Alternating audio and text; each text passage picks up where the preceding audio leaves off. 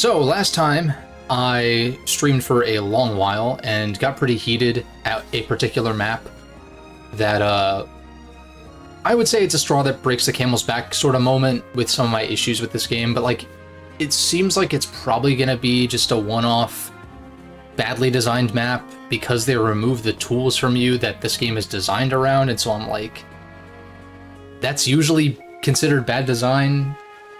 That's not why I think it's bad design. I think it's bad design, and it also happens to be a trope that is considered bad whenever games tend to do that.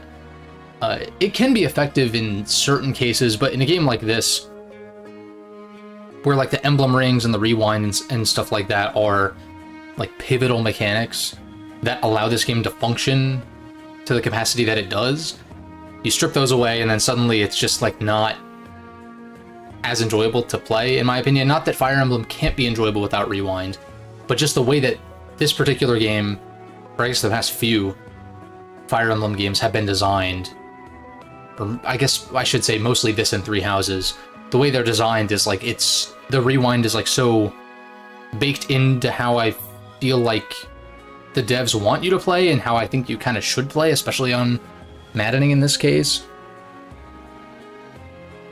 Maybe less so here because there are more units to recruit, so it's maybe a little more traditional where if you do lose someone permanently, then there are other units that can pick up the slack, which, you know, happened. I let 2 units stay dead instead of re-rolling the map again because I didn't want to do that goddamn map again. But even so, we got some new recruits that seem very promising, especially compared to what I was dealing with before, like 17, 22, 22 offensive stats. Crazy. Better than like anything I have currently other than that. I guess he's a pre-promote, to be fair. So maybe compared to other promoted units, maybe not quite as good, but like, I mean, just compared to most of my squad, it's like, damn. But yeah, so the plan for today, partially because of those 2 losses being Etsier and Anna, I would say 2 units that I was not insignificantly investing in, but they weren't like the ones I was investing in most, for sure. But because of those losses, I want to build up 6, 7, 8, 9. I guess like figuring out which of these 2 I want to take into battle, because I think Ivy's a pretty easy pick. Probably. I mean, I guess really just picking 2 between these 3. But I would guess because... I shouldn't assume, but I would guess that because Ivy comes with an emblem ring, she's probably pretty good. And like a noteworthy unit because of that. Whereas these guys, I really don't know. I feel like Zelkov is going to end up being like a budget Yunaka. So maybe not worth it. Stiletto.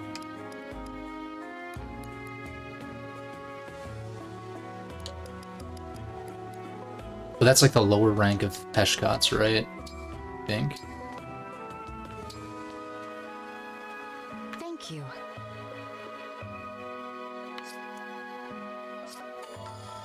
Yes. No. But yeah, I'm kind of planning for today to be a little shorter. Maybe I'll do 1 story mission or a paralog or something, perhaps. But I'm not like super tied to that idea. I just mostly want to take it easy. Again, maybe like upgrade some stuff and kind of figure that out. What was I gonna check? I feel like there was a particular weapon. Oh, the stiletto, right? Yeah, this goes to... So it's just a worse version of Peshkots, which I already have one of. And I guess... I mean, I wouldn't have known this, but I guess I could have saved the trouble of upgrading the base level of the one range thing, whatever it was called, and waited to get this and then just upgrade this, but it's not a huge deal, I don't think.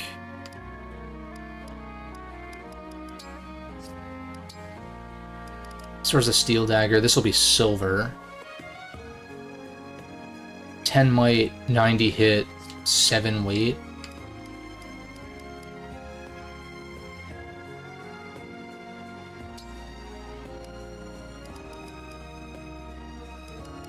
this thing can get pretty crazy, but it's also one range. So I don't hate the idea of having a silver, just to have like a stronger 2-range weapon. So this is 14 max, and this is 10 in base. So even then, I mean, I guess even just a 10 might weapon over the 9 might, something a little heavier but a little stronger, just as an option, because Yunaka has the room in her inventory for that anyway. This is just an iron, I think, so not worth it. I don't think this is worth it particularly either, if I'm being honest. I mean, at that rate, it kind of it certainly outclasses the iron +2, but you're comparing a short knife +5 to an iron +2, whereas you probably should be comparing it to an iron +5, which is 14 might, which is quite a bit higher. Not quite as accurate, but I don't think it's going to matter in most cases, and it's like slightly heavier, but even then. So really you just want this for like the extra crit dodge, I guess, and the extra crit chance, I suppose. But I guess in the long term, I guess it gets outclassed by the iron in a lot of regards. What's the lowdown on the Direct? Yeah, let's talk about the Switch 2 Direct a little bit, shall we? I'll be here. We can put this on hold, just because I anticipate this being a little slower of a stream. So, quite a bit of information. It's cool to know that the Switch 2 is going to be capable of 4K resolutions and up to 120 hertz. Kind of crazy, actually. Not that every game is going to...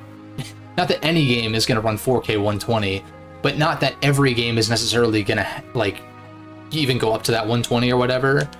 There were some spicy announcements, Sean. I will agree with that. So, let me remind myself. Switch 2 Direct. Everything announced.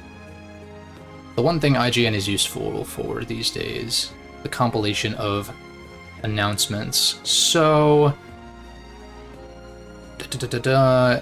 yeah, so mouse controls are confirmed, which is cool. Glad that that functionality can be in like Prime 4. It'll be in Mario Party if you buy the upgrade version. 256 gigs of storage, which doesn't sound like a lot, but I had a 256 gig micro SD as supplemental storage on my Switch, and because Switch games are so small usually, storage space-wise, that ended up being plenty. Now, mind you, I'm sure the games are going to get bigger than they were on Switch 1. And these third-party ports, who knows what they're going to be. Like 7 Remake on PC is 90-some gigs. So unless that's compressed significantly for Switch, which I could see because it's like a less powerful or flexible piece of hardware than a PC is, so a PC needs to have like the extreme upper end as far as like textures and stuff like that, which increases file size. But yeah, it just kind of depends. I don't think, if you mostly play first-party stuff, I don't think 256 gigs is going to be that bad. Like, I think that'll be manageable, actually. And that's internal storage. You can have a micro SD on top of that, too, which have only become more affordable over the years. HDR is cool. I'm not a big fan of HDR, but the option is nice. Game chat, welcome to 10 years ago Nintendo, including the latency and bad frame rate and compression and stuff like that and whatever, but you know, beggars can't be choosers, I guess. So like the fact that that's going to be a thing is cool. I'd probably be partial to just plugging it into my TV and then connecting through Discord. Like I guess you'd have to have like a second monitor of some kind for that, like a laptop or something like that, because I would bet, because they have built-in game chat, Nintendo's not going to want to do Discord integration so as to not like compete with their own chat functionality. But good on them for actually doing something in that regard, I suppose. Game share, yeah, like all this kind of stuff that Discord's been doing for years. The Pro Controller's interesting. It looks like it's $80 still, and it has like a, what's new, a headphone jack, the C button for game chat, and it comes with back buttons on the default controller. Or not default, but like on it, you don't have to buy like a $150 Elite controller or something to get back buttons, which I think is pretty fucking cool, because it's not often that you would need to use something like that, but it's a nice bit of flexibility. I mentioned with like games like Shadow Generations, it would be really nice because there's a lot of buttons that you want to keep your fingers off the face buttons, I think, as much as possible in a game like that, for the sake of like keeping your thumbs on the sticks. I guess it kind of depends, but like just the flexibility of that is cool. Remains to be seen how tactile it's going to feel though, or how premium, I guess. Switch to camera, cool for those that want it. I have no interest in that at all. Mario Kart looks cool. I was kind of like in private and with like Space Cowboy and Discord and stuff like that. I was like sort of like jabbing at people who were like screaming about new Mario Kart when it was first shown, because like it didn't really show much. I was just like, okay, new Mario Kart, cool. It has to be expected, like, you know, since it's been 10 plus years since 8 initially came out. But I don't know, I was like kind of impressed. $80 for Mario Kart standalone definitely is going to push people to buy the bundle, so that way you effectively get it for $50. Because I want to say, isn't it $450 for the actual system, and then there's a $500 bundle that includes Mario Kart, so you're saving $30 if you were going to buy Mario Kart anyway. $80 is like, dude, what are we doing? Like, I think it looks cool, but not $80 cool, necessarily. But, oh, 80 pounds? Well, what's the US price? The people in other territories need to stop. I mean, I get it, but it's also like, I don't know, I'm not an economist. I probably shouldn't speak too definitively on things like this, but it's a conversion rate thing. So saying like, oh, it's X in Australian, but it's only this in US, but it's like, yeah, but the conversion rate, unless it's more than the actual conversion rate, in which case, yeah, that's BS, obviously. Pound is 1.3. Then it actually is closer to like actually 70 then. Okay, so maybe it got leaked and people saw 80 and they didn't like look at what the actual dollar sign was or whatever. Loki feels like a AAA Mario Kart release with the... Yeah, dude, I mean, it seems very impressive. I guess it remains to be seen what you'll actually be able to do in free roam, but the fact that that's a possibility is cool.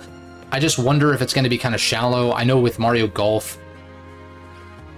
Oh, 80 pounds would be 100 US. Oh. Well, there's no way they're charging 100 US for that. There's just like absolutely zero way that's actually going to be the case.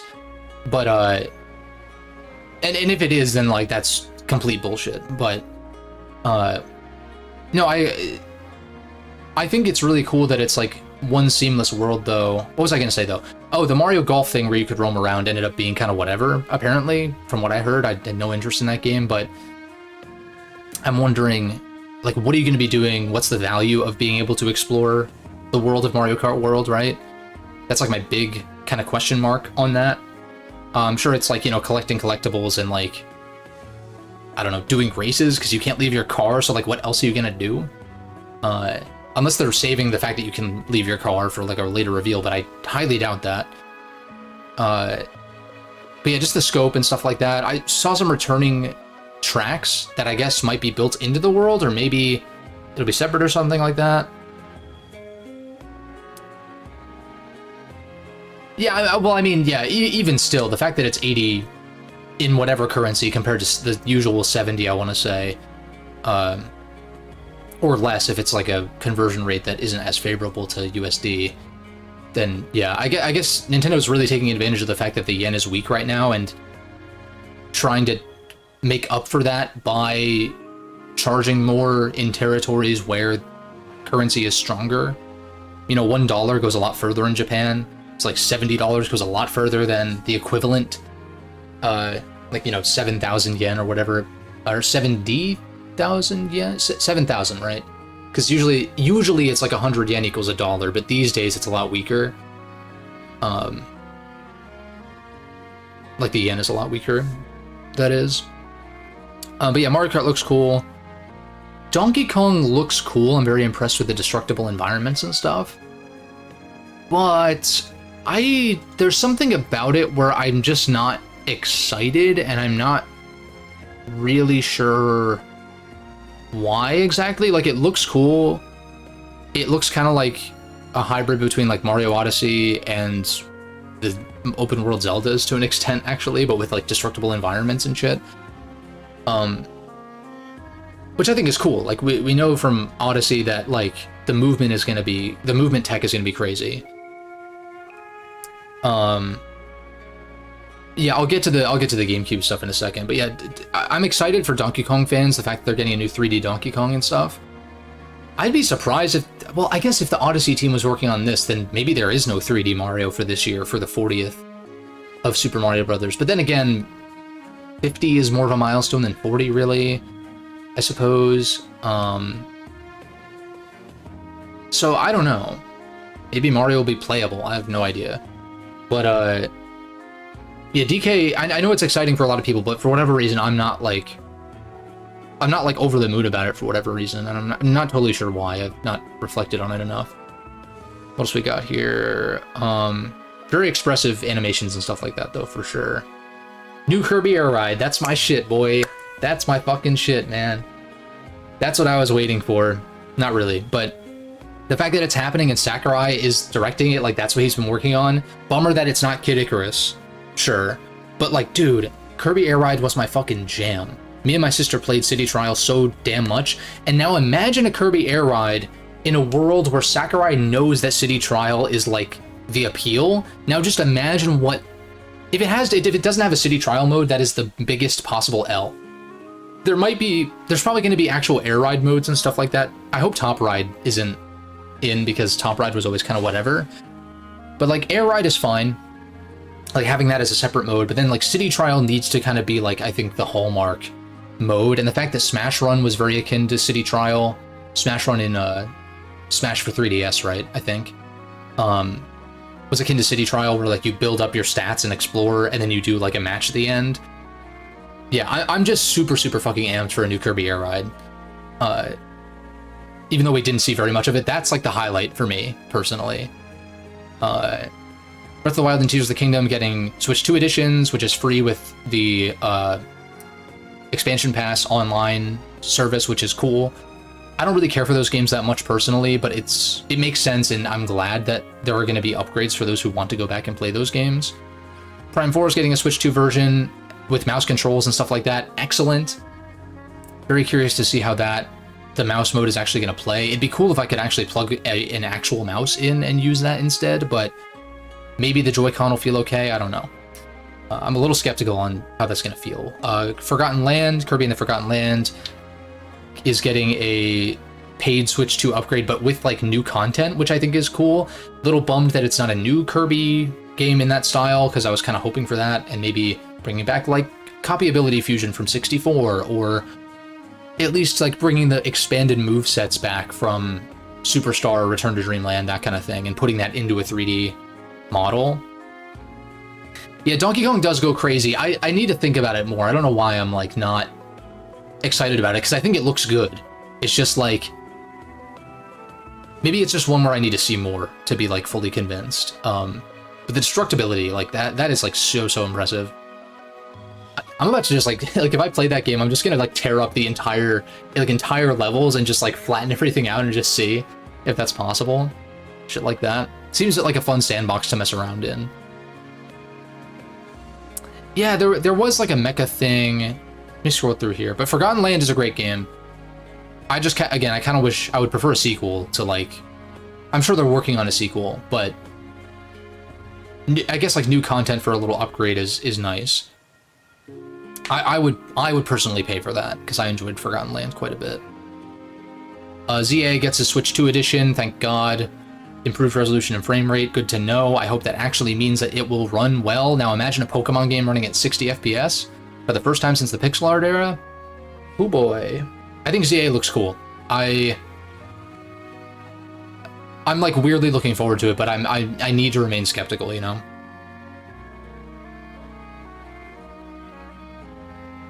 Did the preview mention any scalper countermeasure? Regarding like pre-orders, I'm not totally sure how that's gonna work exactly.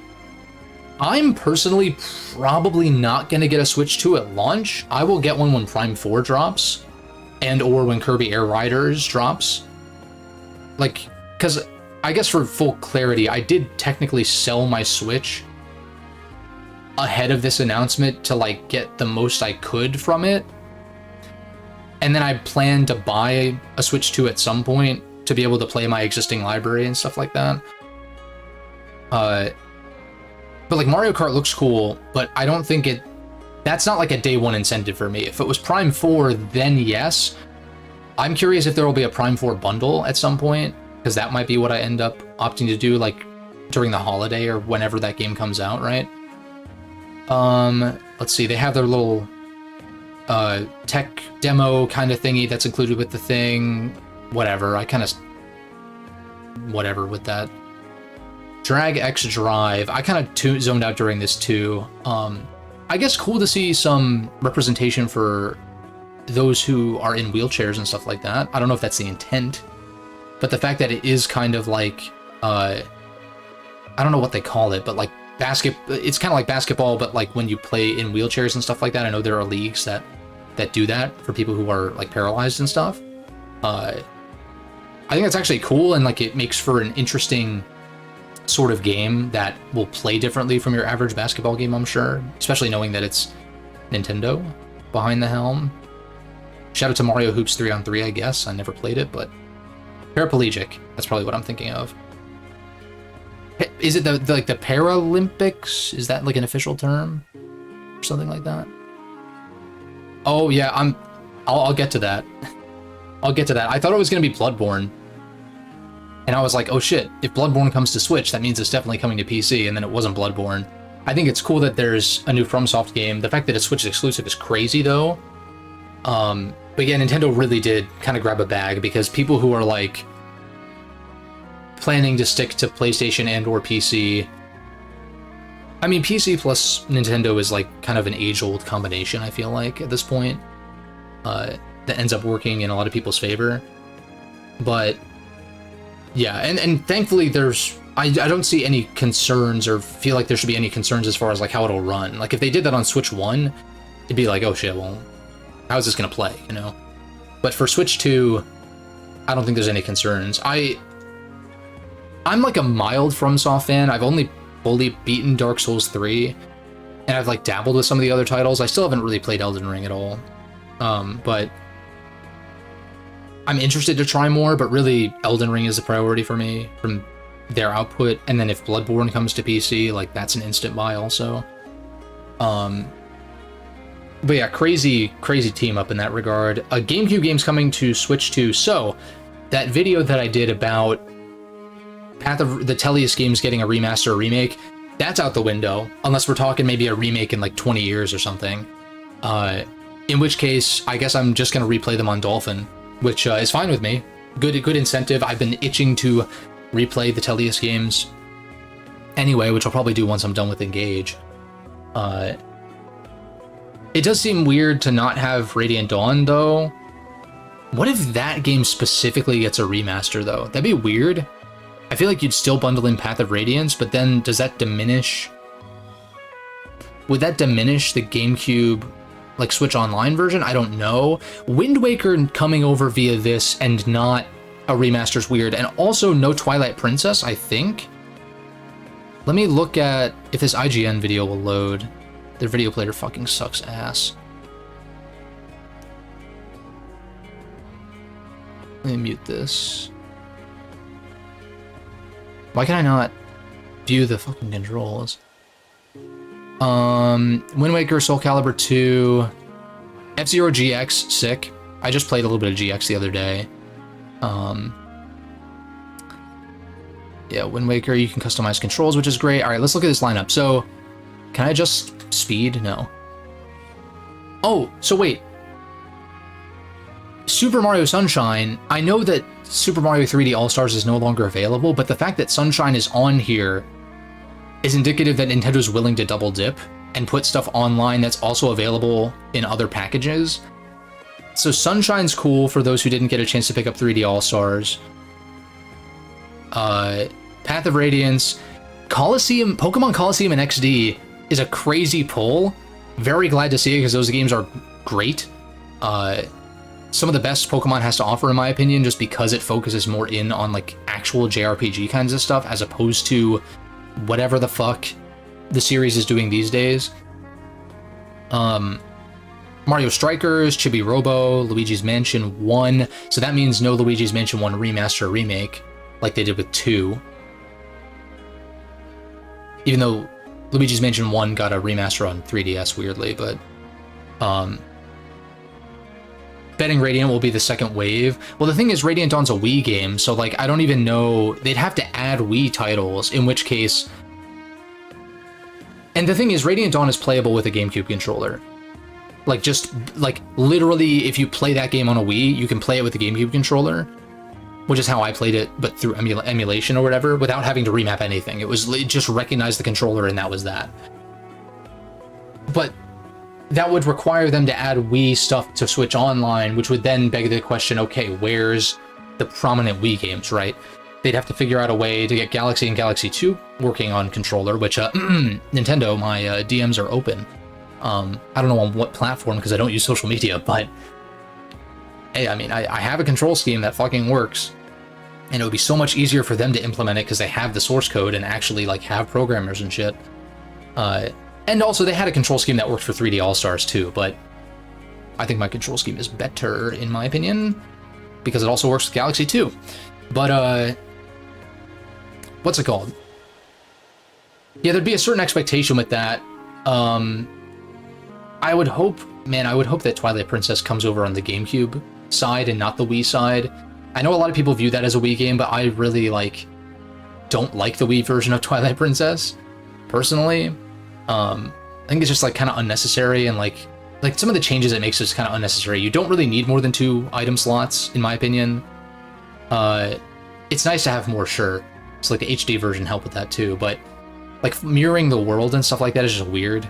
I don't really like that, and, like, the waggle controls and shit. Pointer for aiming, I guess, is nice, but that game never really demanded so much of you that you needed to aim super fast or precisely, or if you needed to aim precisely, it wasn't ever fast, really. Or you just lock on. What else we got? But yeah, GameCube games on Switch Online, I'm just gonna play Path of Radiance again on Dolphin. I'll stick with that.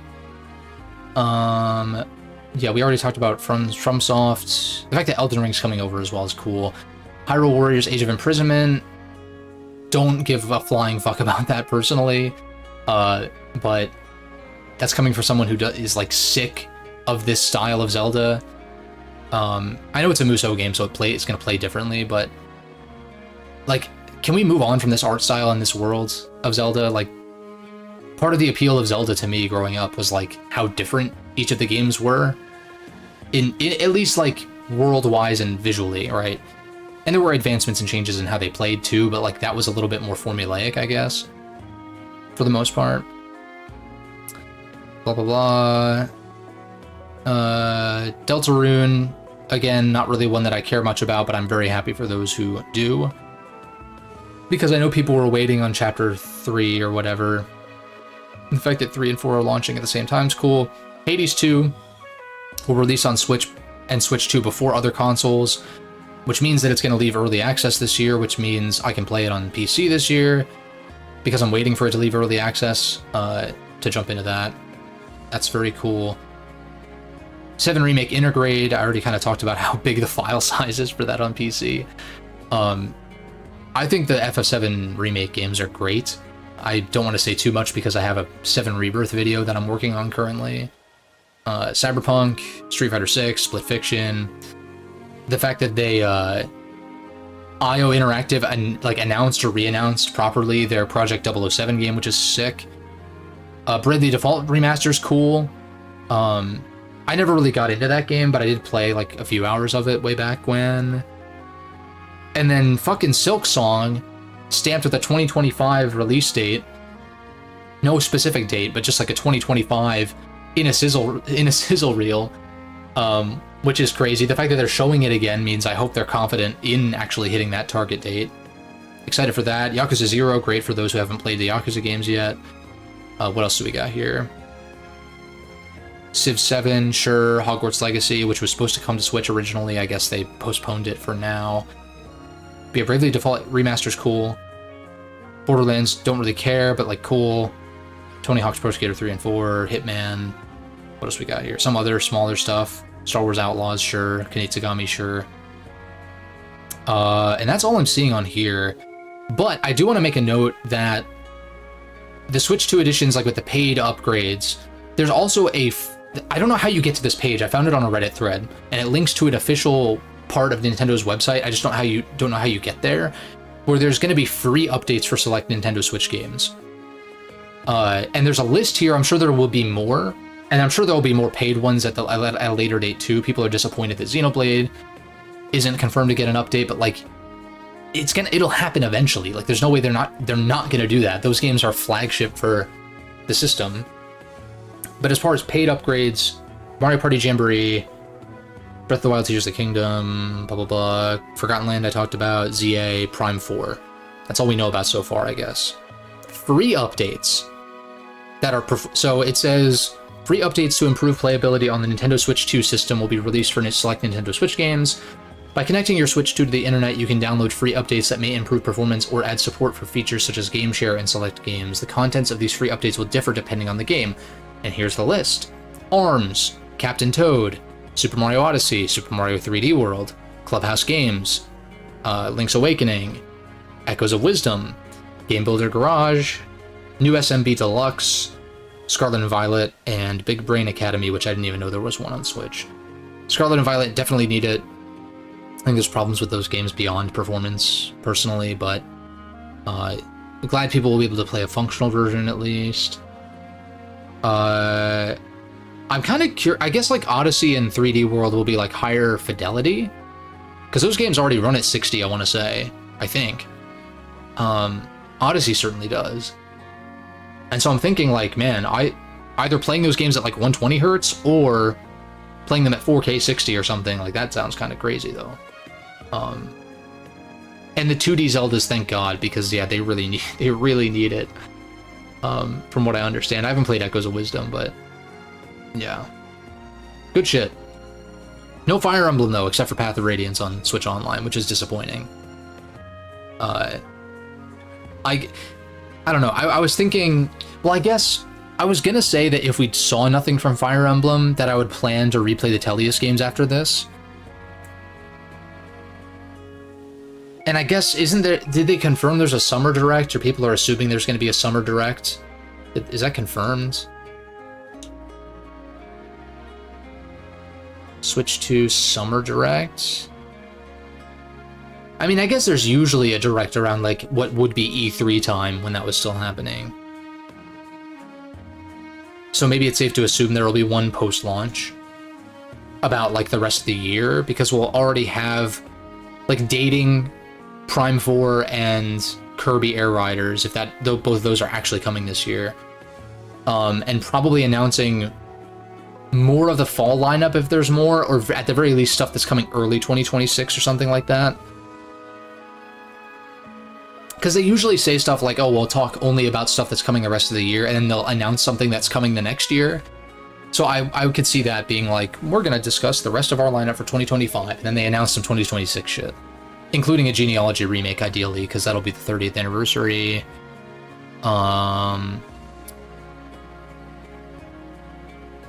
But yeah, I was going to say that if there was no Fire Emblem announcement here, that Tellius would be next, like a Tellius replay. Because if they announced a Genealogy remake and we had a date for that, then I could kind of plan if I wanted to do a Tellius replay beforehand. But now I think it's like pretty confirmed that I'll have time to do that. Because like even if they announce it in like June or July or whatever, let's say, and it's gonna come out like, I don't think they do such a tight turnaround. Fire Emblem is usually not like a big tentpole fall release, so maybe they actually, I could see it being first quarter of next year. Actually, like they held Engage, and there was also COVID like between Three Houses and Engage, but that took about 3.5 years, right? Because it was like summer of 19 was Three Houses, and then it was like January or February or something of 2023 that Engage released, I think, like late January or something. And like Awakening was a February release. I forget when Fates launched, like maybe April or May. Shadows of Valentia was like a spring release, I think, or spring or summer. So I would be... Like, Donkey Kong is coming in July. Is Prime 4 their big fall game? Oh, Prime 4 and Pokemon. Okay. Yeah, I mean, I guess that makes sense. And then Fire Emblem can be something that comes in the first half of next year. I think that's what's going to happen, probably. If they prove me wrong, that's great, but saving Genealogy an extra few months, you know, like October, November versus like January, February, for the sake of lining it up for the 30th, like, that just kind of makes sense. It seems like that's something they would do. I'd love to see more than just a Genealogy remake as well. Like, it'd be cool if something else got a remaster or something, or more games on Switch Online or something like that, but yeah. Keeping busy. What's it to you? I don't like these little text previews. I saw Yo. What is the purpose of this? I'm just hating for no reason. Thank you. We foe. Back home. This grass looks edible. What the fuck? You're supposed to smoke it, not eat it. The fuck? Kidding. Thank you. We faced the sun. Alright. Back to your regularly scheduled programming. If y'all want to talk about more Nintendo Direct or Switch 2 stuff, feel free to let me know in chat. I'm happy to keep chatting, but I do want to just like take a look here. So the thing is, I have these crystals, and I'm not. Is that something you do? I guess in the ring room, maybe. Is that something I just unlocked? Also, you can bet your ass, I think, that 3 houses will get some kind of upgrade at some point. Which is cool, because I wanted that. But I'm hoping that it's not... I mean, it'd be fine, I guess, if it was at least a frame rate resolution bump, draw distance bump, etc., right? Like... That's like, you know, beggars can't be choosers. I don't want to ask for like too much, but how amazing would it be if they actually went back and playtested maddening mode and then like released an upgrade that is like a more balanced version of 3 houses? I think that would be fantastic. For me personally, as someone who has gripes beyond like, you know, fidelity kinds of things. Although the fidelity increase for 3 houses would be great, but I would kind of expect for them to like flesh out Crimson Flower and like, you know, maybe add some cutscenes that were missing from that route, and like maybe try to like just change some things, differentiate some of the routes a little bit more. Maybe like there's a lot of room. There's a great opportunity there to make more sweeping changes. Not anything like too drastic, but like just improvements, additions, right? I know it's a slippery slope, I guess, especially as someone who's talked about how in like Persona games, for instance, sometimes the additions are not always to my liking, but that's like a pretty rare case, I guess. I'm just a Marie hater, basically, but what's it called? It's similar to like Pokemon with the Gen 5 remakes. It's like you have an opportunity here to do something cool and great. You know what I mean? The last Pokemon footage... Oh, it was running on Switch 2. Interesting. I wasn't sure that that was confirmed, but that is neat. Melt bond rings. Engage weapons. Is this a new... Maybe I was ignoring this and I didn't realize that you could do this already. Cap cost. Capacity cost, I guess.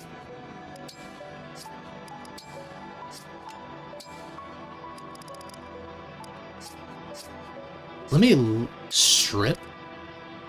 Isn't this rated E? Kidding.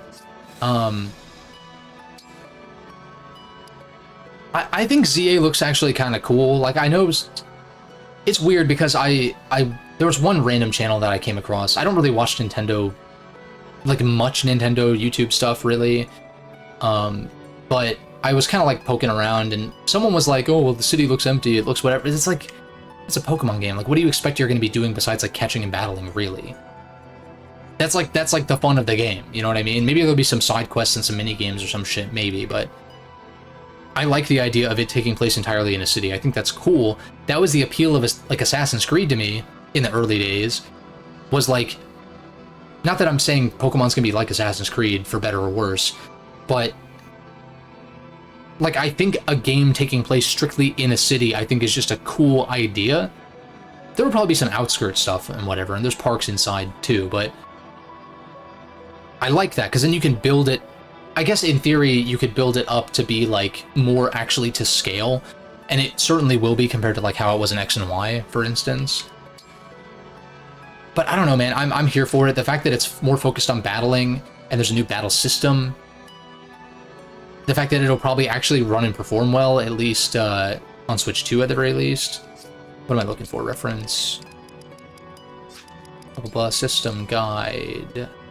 Emblems? No. Somnial. Engage weapons. You can use certain materials to augment your engage weapons. Crystals increase stats while Banes add effectiveness. Oh. You can earn the materials to augment engage weapons in Tempest. Oh, great. More fucking bullshit to do.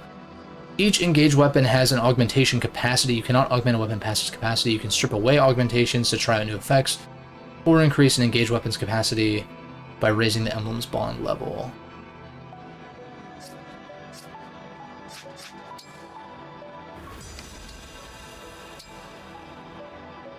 Do any of these have any capacity? Oh, I guess they're all new, so I haven't actually leveled these guys up with anybody. That makes sense. Yeah, and okay, so they have no augmentations on, but like you can remove stuff if you don't like the changes or whatever, which is cool. Like, I like the idea of like a bow that's effective against armoreds or something. Would be kind of cool. And shit like that, kind of messing around with that. Oh, this is 2 to 3 range, wow.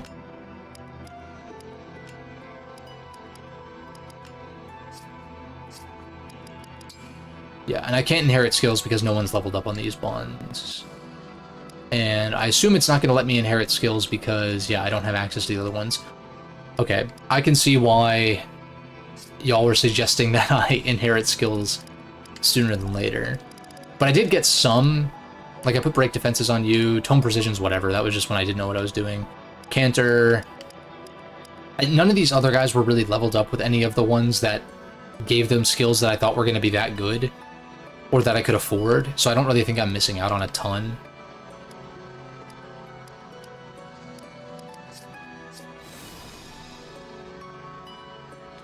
But yeah, I kind of wish I could just destroy all the bond rings that I have so I don't have to scroll through them every single fucking time. It's a little annoying. At least I'm assuming that you can't.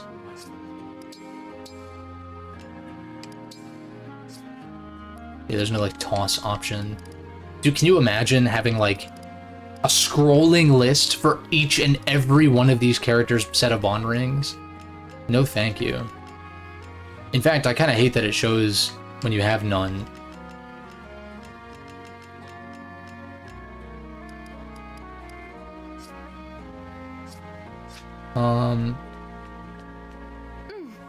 But yeah, I guess we might as well do this. Fucking whatever.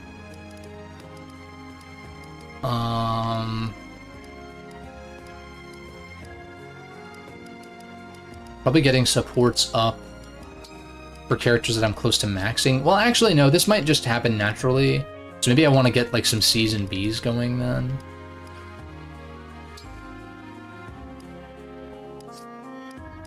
Alchris and Diamant. Try to get that going a little more. Strength, defense, res. There's like no way to like sort these or anything. Like, I hate this system so much. It's superfluous. I don't like it.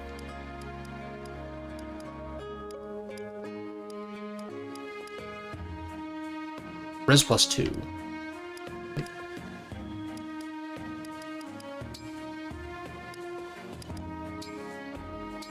I know a few things about cooking. I do want the plating to shine. This should make for a light meal. It's delicious. It tastes good.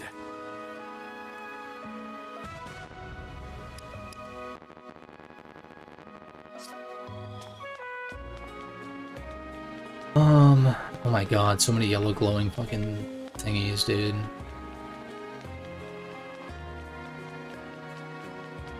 I know I was just saying how pointless it is, and how I shouldn't even bother, but I'm like...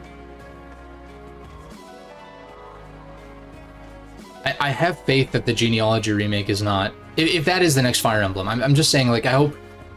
I guess regardless of if that's what it is, or whatever the next Fire Emblem might be... But no, specifically if it's a remake, I have faith that it's not gonna have, like, this much garbage going on. Because Shadows of Valentia didn't really... Well, I guess that was before, like, Hub World Emblem. Besides Fates, but that was, like, kind of... That was, like, a one-off thing at the time, I guess. Now it's sort of an established thing. And again, I think it makes sense for Genealogy to have this kind of stuff to an extent. But again, to an extent, though. Because, like, the My Castle stuff, like... Or not My Castle, that was at the Fates thing. Whatever, the castle management kinds of stuff. Not managing the castle, but doing your inventory management and arena stuff. In castles in the original FE4, it's like that has to be reflected in a remake. And I think allowing you to run around as Sigurd and Seliph would make sense. But, like, to a degree. And so, like, maybe I'm being too hopeful, but I am hopeful, at least because Shadows of Valentia was so faithful, to a degree where some people, like, don't care for it. But, like, at the very least, I would prefer that, actually. I would prefer a Genealogy remake to be faithful to a fault than for it to, like, change too much and end up being, like, not that good because of that. I'd rather it be not that good because it's too faithful, if that makes sense. Mechanically, like, gameplay systems-wise and shit like that, I more so mean than the story, because I feel like it'd be hard to fuck up the story considering, like, it's already established and all that. And it's great on a fucking Super Famicom cartridge, and so, like, if it's not just as good, if not better, with current technology, I'd be very surprised, personally. Because I thought Genealogy's story was great, like, despite the hardware limitations, not necessarily because of them. But it kind of depends on how they approach things, because there's a lot of dark themes, and not necessarily... I mean, Fire Emblem has done dark themes before in a PG-13 manner, but I personally think a Genealogy remake could warrant an M rating, but they're not going to do that. You just know they're not going to do that.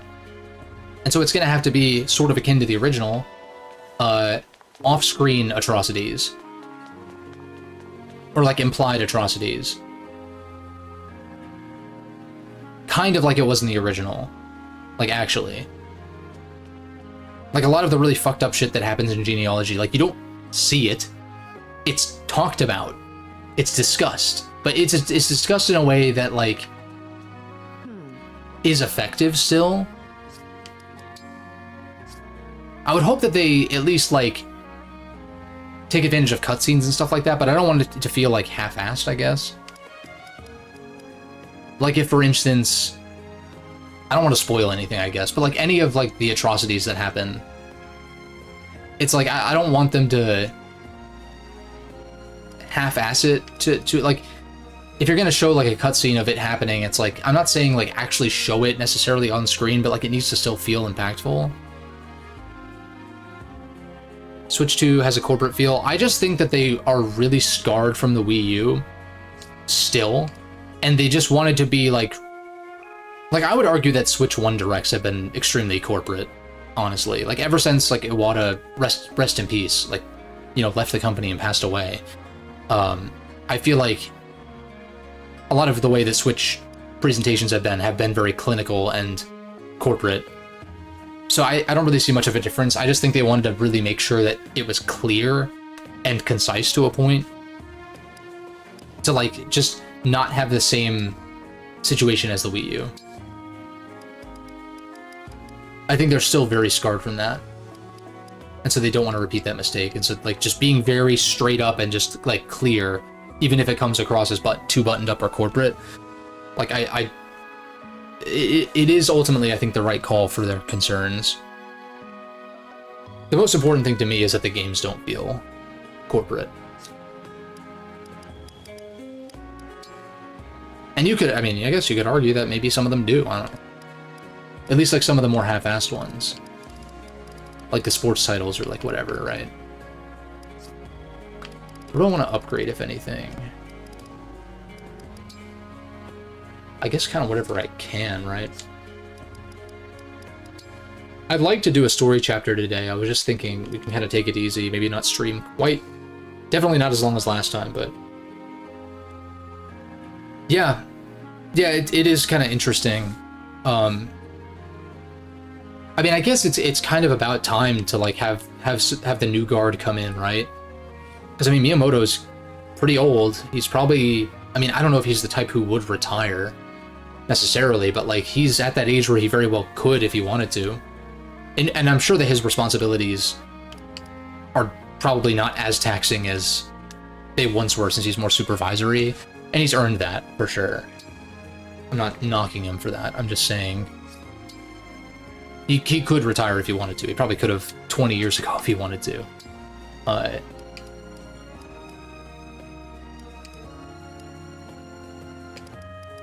What's it called? But yeah, I think it's about time to see like some fresh faces and start like kind of identifying them as a part of the company and all that. The Wodao is nice. Extra crit.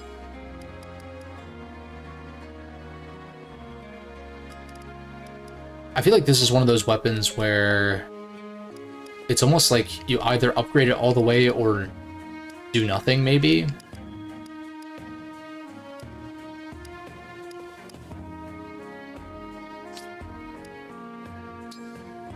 Again, the Armor Slayer hasn't really come into play much. Well, we can't reduce the weight on it, so it's only like might and accuracy. Accuracy is not really an issue for sword wielders most of the time.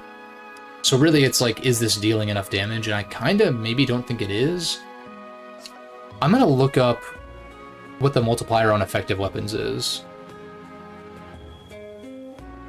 If it's 2 or 3 times, because it changes.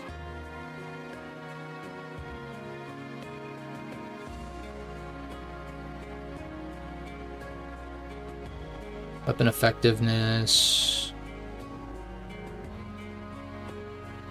Why is there not a tab for engage on the fucking wiki?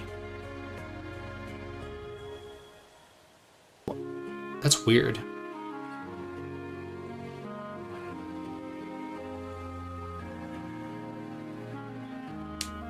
Three times might. 3 times the displayed might of the weapon when you check. Oh, I see, when you just check in battle prep.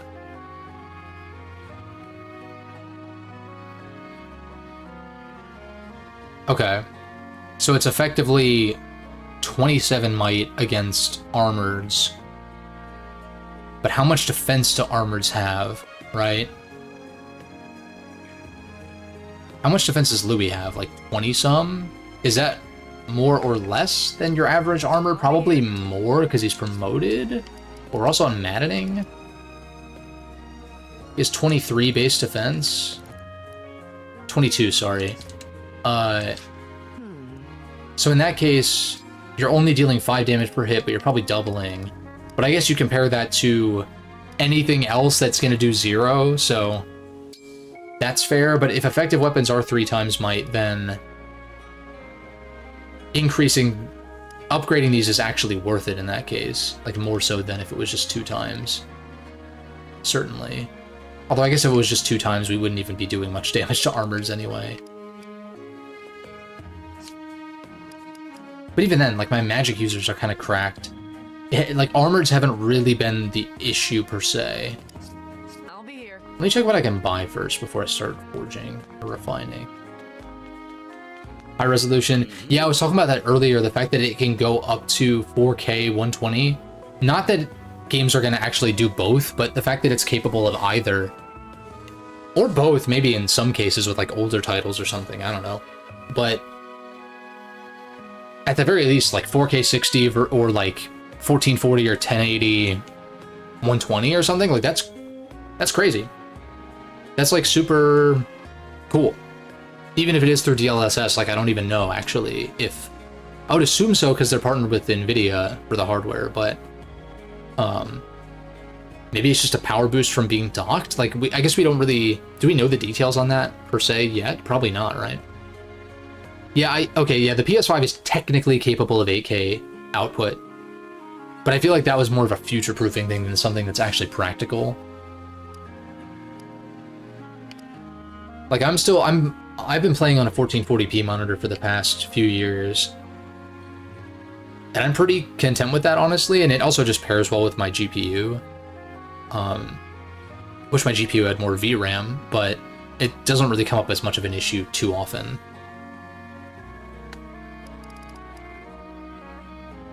That would be the next thing I upgrade, is like get a new GPU, but at that point, I could put a new GPU in this rig and have it be worth it, because my CPU is kind of cracked.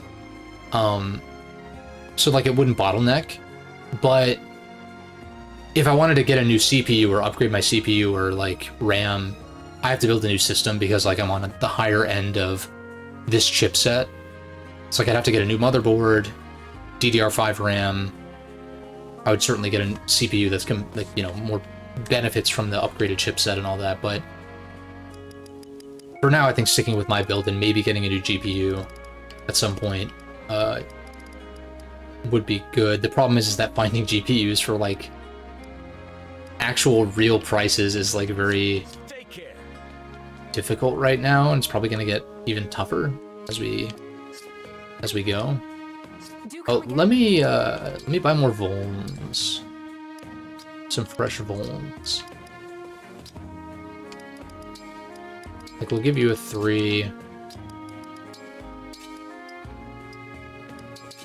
Because I don't really want to use the antitoxins unless I have to. Unless I can buy it unlimited now.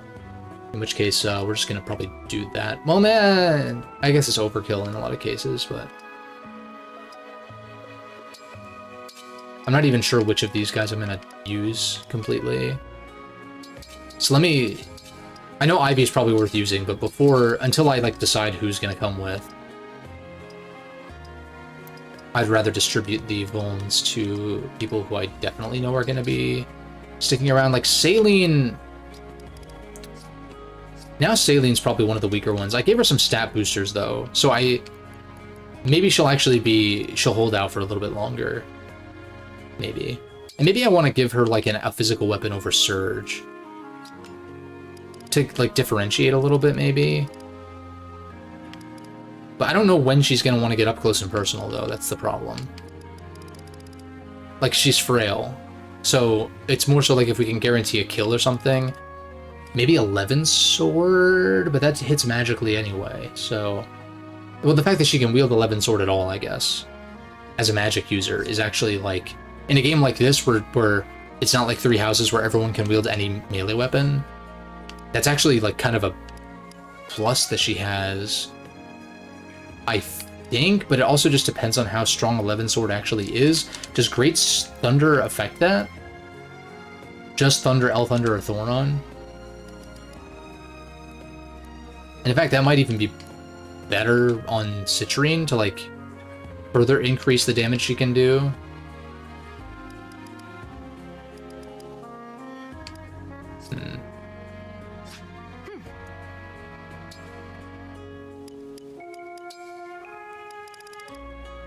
Antitoxins are still limited.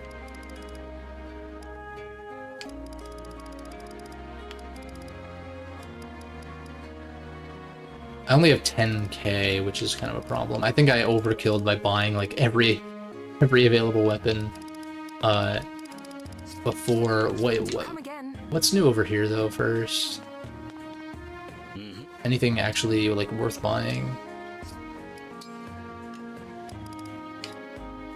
Killing Edge. I think I'm okay on Armor Slayers. I keep talking about how like they just haven't come up much. I don't think Steels are very good. And I already have like 2 that are just sitting there anyway. 4 actually, never mind. So no.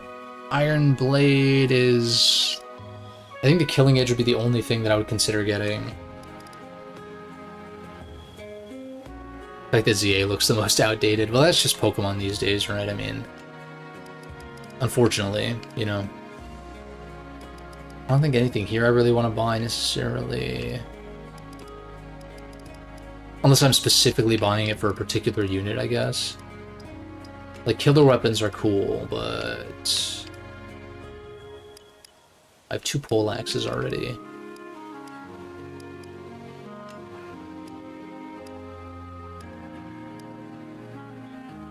Killer bow is definitely worth it. Of all the killer weapons, I think the bow and killing edge are most worth it, because they tend to go on units with high skill.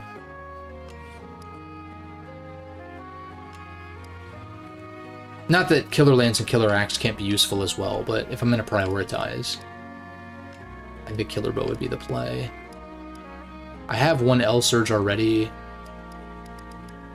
It's a pretty strict upgrade from regular Surge. It's not that much heavier, and it's significantly stronger.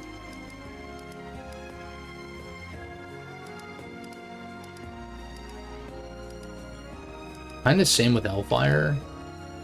I do have 2 Hellfires already, though, so, like, maybe I can make 2, but...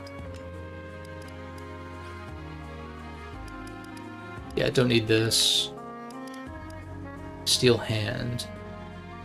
User initiates combat attacks twice. Isn't that all of them, though? Or is that on top of... Can this quad, then? Or am I misunderstanding? Oh, no, never mind. It's the same as, like, literally anything else. It's just stronger, but less accurate.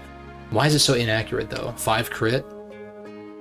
I guess if you're hitting twice, you're twice as likely to crit, in theory. But it's so inaccurate. Seems bad. This is also inaccurate, I just realized. But these are so weak that... or I guess Initiate Art is actually, this is probably the best one, weirdly. Oh, this one doesn't attack twice. Never mind. No, never mind.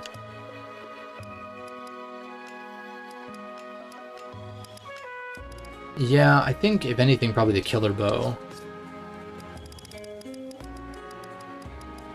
What is, oh, I guess I only have 1 bow user now. Sad. That makes it an easy choice, though. All Crystal get the Killer Bow. Here you go. Killer Bow. I also lost Anna, so I'm not hurting for... I have a Killer Axe already, shit. And a Killer Lance. So yeah, nothing here that I really want to buy. Again, like, the Killing Edge... it's, like, kind of heavy, but... crit chance is so nice. I think, like, this is actually probably worth grabbing. Everything else, nah.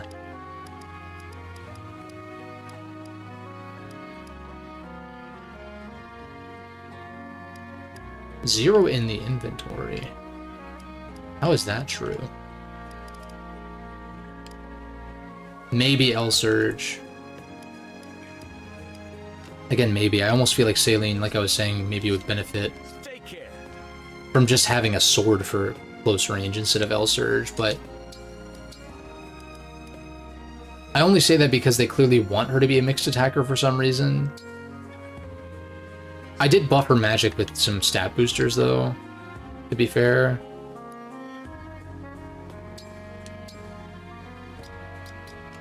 What are my sword options for you? Like, it has to be something strong enough to, like, actually warrant using over magic. And I guess that would be on opposing mages, I suppose. Maybe the play here is to, like, forge these into silvers.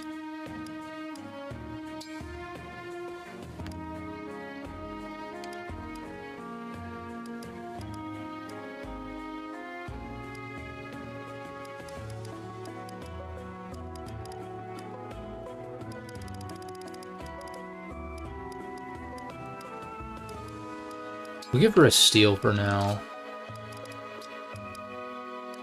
Because, like, we're going for, like, as strong as possible against units with high res. Engrave any of your weapons before you lost your emblems. I did. I did. Thankfully. At least with the engravings that aren't dog shit, because some of them seemed really bad.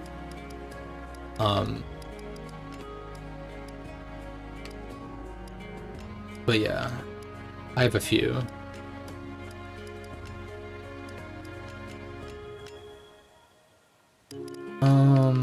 Like I can always forge these up, I suppose, but that would require the resources to do so. Yeah, blah blah blah.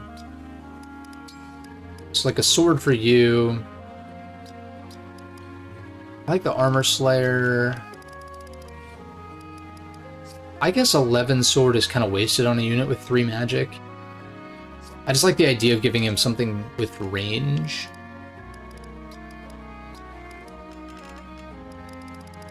But that's like, you know, sword users lament all the time, right? Usually, right? Oh, no, it's all good. You're good. That was actually, I didn't know it was gonna happen, like, until Marth started hinting at it. But I, like, actually did get kind of spoiled that there was a moment that happens, but I wasn't sure when it was. But then Marth was like, I'll never leave your side. Never. Ever, ever. And I was like, okay, so it's gonna happen now. But, yeah. But you're good. Ollier kind of needs, like, well, I feel like I'd be better off giving him a... His dex isn't, like, that high, but... Who are my other sword units? You, technically... But I'd rather give the sword, I think, like a killing edge or something to someone faster. Also, you can use staves now. I gotta consider that. I didn't really equip these guys to the fullest extent. Spells and tomes and staves. So it's really just Kagetsu, as far as what units that I want to deploy, Kagetsu and Ollier. And so if Kagetsu's going to get the Wodao,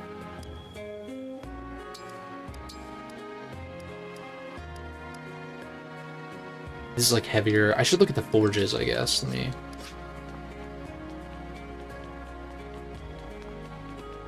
It's cool that I'm taking so long with this because this was mostly what I planned on doing anyhow.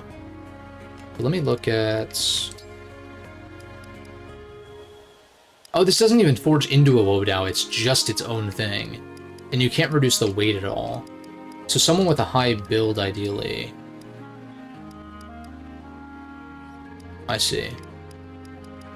I'm used to the Wodao being like the upgraded version of the Killing Edge, but I guess it's just a different thingy. Still gonna throw a lot of units at you over the next 5 chapters. It's fair. I'll be here. What is our 8 build? You have 9 build, so you probably wouldn't be dragged down as much. It's like such a minor difference, but he wouldn't be dragged down as much from a Killing Edge compared to the Wodao. If this is the unit that I want to bring, and I think I'd rather bring him over Zelkov. I guess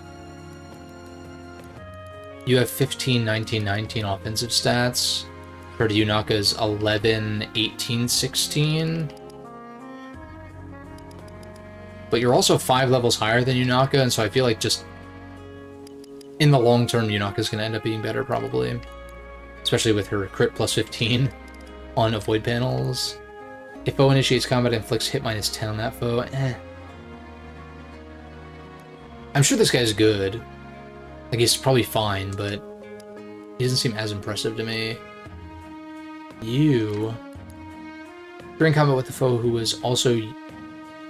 During combat with a foe who is also unit's most recent opponent grants hit plus 20. So if you don't kill on player phase or something, right?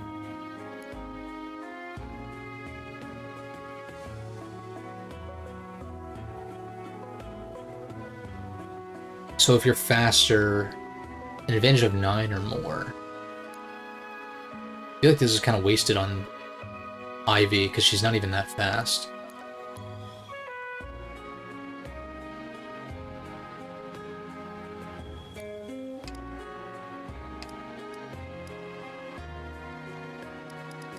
I feel like this would be crazy on Yunaka. Especially as she gets faster. 16 speed. Your base speed is 19. You just have really low build.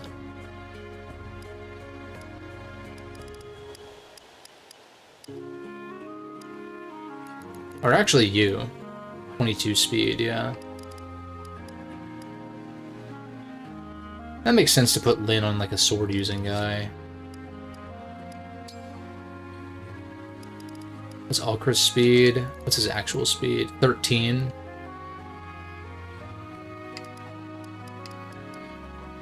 So a little low compared to a lot of other folks currently.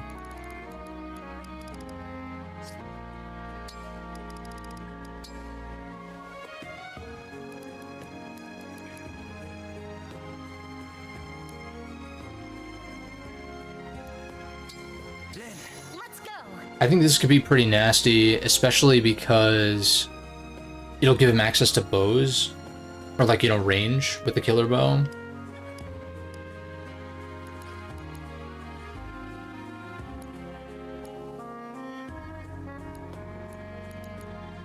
Range +1.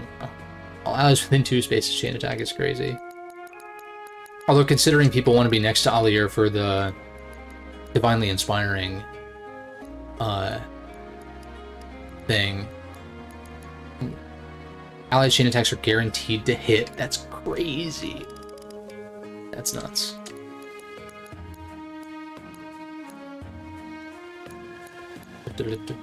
Yeah, I like that on you.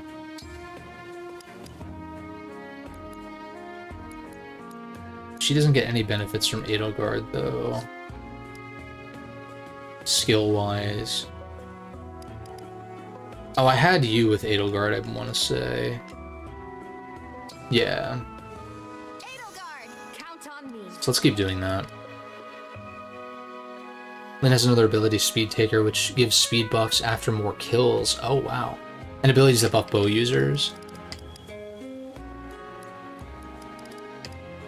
That could be a good case to put her with Alchrist. I don't hate that idea, actually. Also, Kagetsu's yet to prove himself. I'm sure he'll be good, but... Lady Lin, I'm here for you. Let's do that. Then we'll just give you guys some bullshit, I guess. Spur attack. Who do I want to have that on?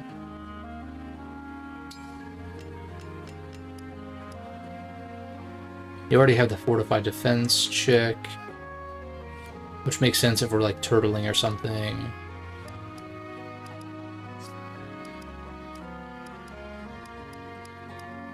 Put you with the spur attack one, I suppose.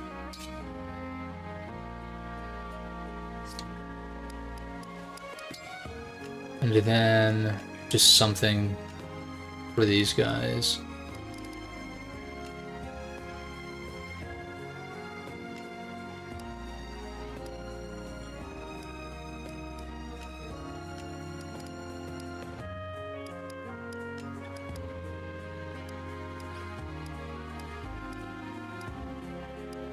I don't have very many magic-oriented ones. Magic and res, I don't know, that seems fine.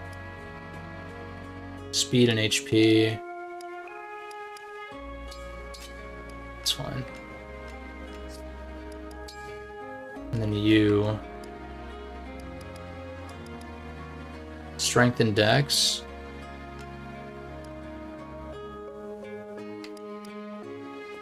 Or no, this Valbar one's pretty correct. Because the HP as well. Button that lets you see abilities. Bond effects. Ah, I see. Okay, yeah, so like speed. Grants a stacking speed +2 each time a unit initiates combat and defeats a foe. Wow, that's actually crazy. What the fuck?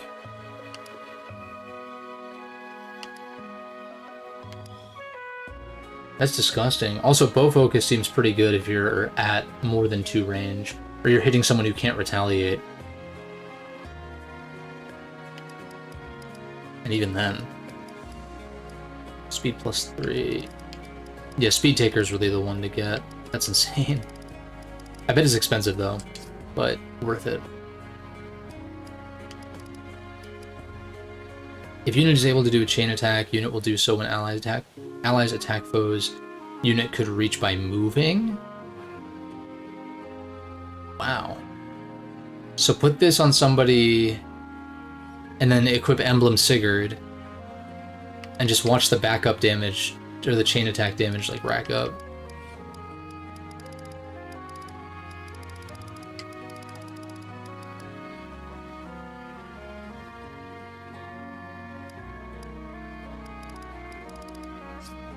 Crazy.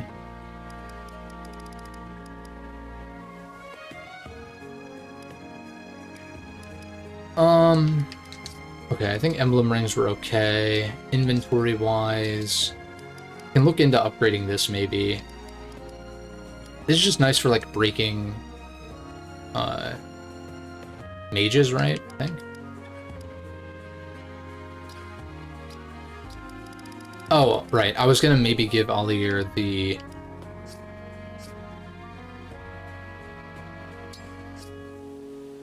Wodao, I guess? And give Kagetsu the Killing Edge, because he's not... He's only weighed down by 1.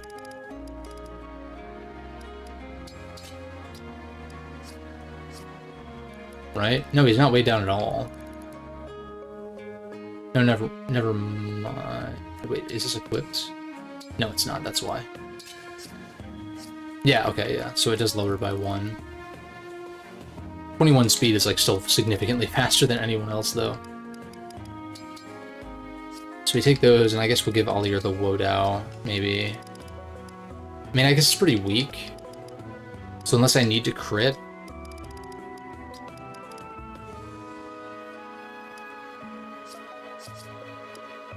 Yeah, I'm a little torn on that.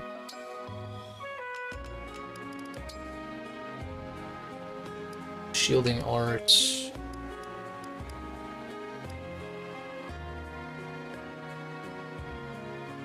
I mean, this is more of a defensive, like, enemy phase kind of thing, I guess.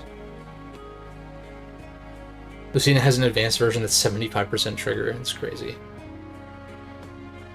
Yeah, I don't know. I need to mess around with this a little bit more. I don't like how inaccurate they are. It's kind of unfortunate. So that's just shielding, I think. This is silver. Silver, whatever it is. Art. But yeah, I guess you're using this more so for the +5 defense than anything. Than for, like, actual damage or whatever.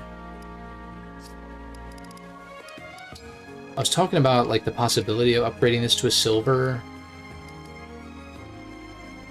It's very expensive to do that, though, so... Unless I'm gonna bail on the silver with Alier. It does eventually lower in weight. It's Brave. Wormslayer.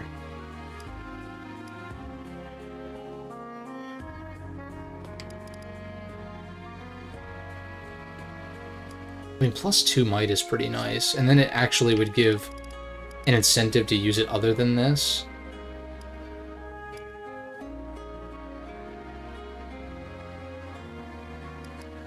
Although then again, because this is like a story weapon, I feel like it'd be worth it to just upgrade it all the way, but I don't really have the gold to go around right now.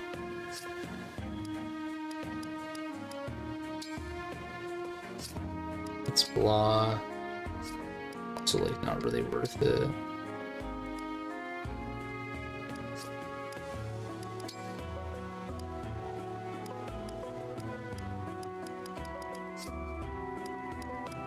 Maybe I just give the Killing Edge and the Wodao to... I know it seems redundant, but, like, they have their advantages. It's less accurate, but stronger and higher crit and heavier, whereas this is more accurate, hits weaker, lower crit, lighter. But he only gets a 1 speed debuff from this, so really it's just the accuracy at that point, but even then, it's like... You have high skill because you're trying to crit anyway, so, like, your hit rate is going to be high anyway. Having options is never bad, though.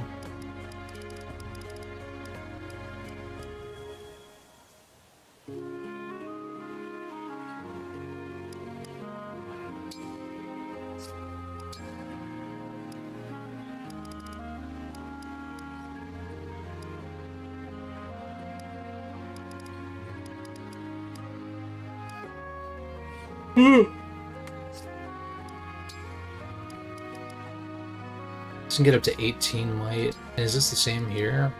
15, never mind. 6 weight.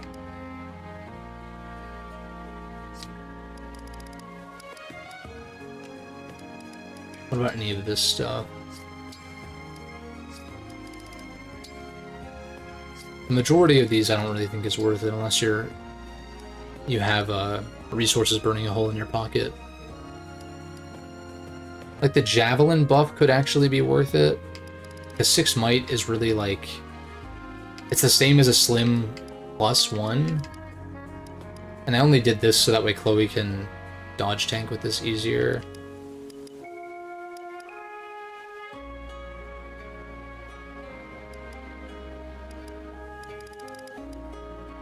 The benefit to this is having range, though, obviously. So then do you need it to be higher might anyway? Like, if you're gonna attack at one range, you attack with the slim. Also, wait a second, why... I forgot that I had this guy equipped as a backup, but no, here...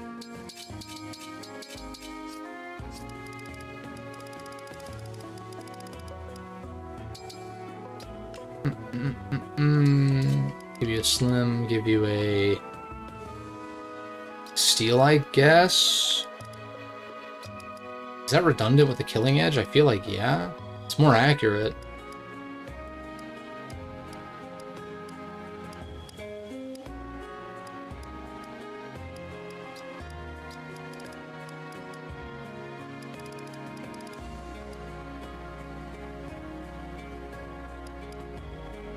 I also feel like you could use an armor slayer. I could buy one more.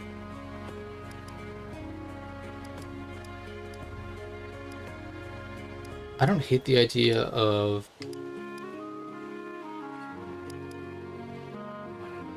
You know, in fact, Louis is maybe tanky enough to warrant running Iron Blade over...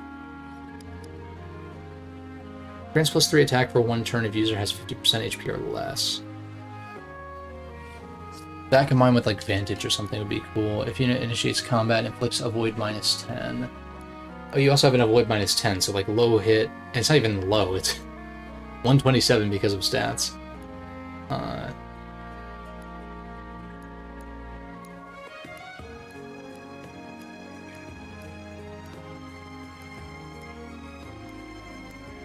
Like, you don't even have that much higher avoid with a slim. So... what else are you supposed to give this guy, then?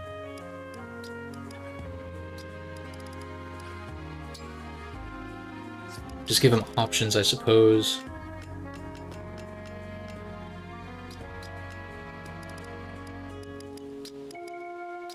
I just feel like steel is redundant. And, like, worse. Or, like, it's... like, killing edge is just better, rather. Which would imply that the steel is worse, but it's like, yeah... no.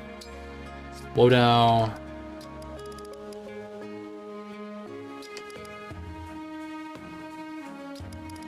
Like, unless I'm trying to hit something that's really dodgy, I guess. But I feel like an Iron Blade, like something strong like that.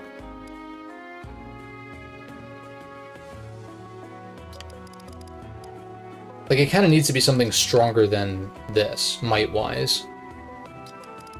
And so, like, the silver would kind of fit that bill.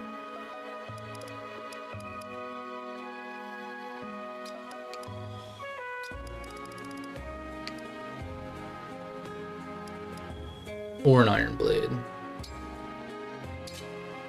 Kind of like that idea. And then, like, maybe an Armor Slayer. But I feel like, again, I feel like the Wodow is, like... redundant. We can give it to him if I don't buy another Armor Slayer, I guess.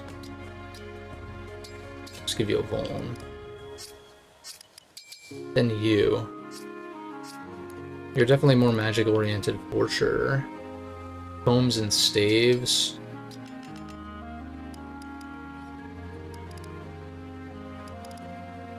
So, like, it kind of seems obvious to just do, like, the standard... I feel like wind is kind of shit. Like, yeah, it hits flyers for more, but like, it's so, the might is so low in base that, like, sure, yeah, that's what you want to click on flyers, but like, at that point, attack something else and have someone else attack the flyers.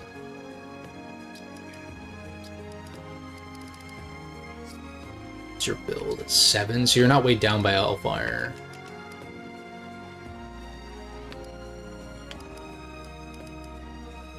In which case,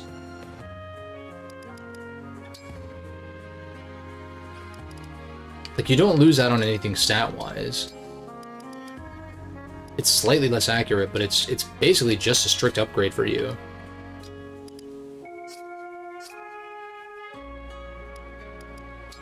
And I wonder if it's the same. What is your build? 5? Okay. And yours is 4?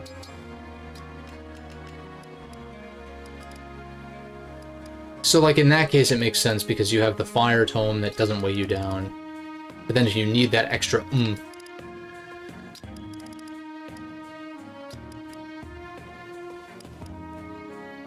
I like the idea of an L Surge on Ivy, but it's, I mean, it is more powerful, it is stronger.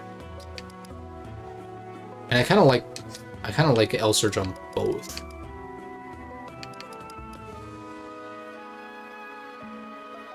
But in a lot of cases, like, the chance to double with fire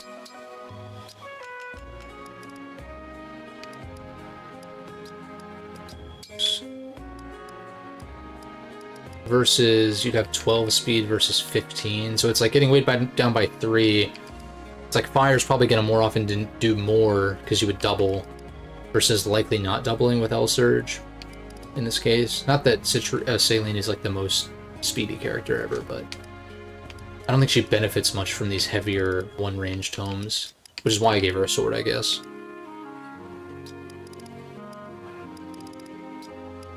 Wind.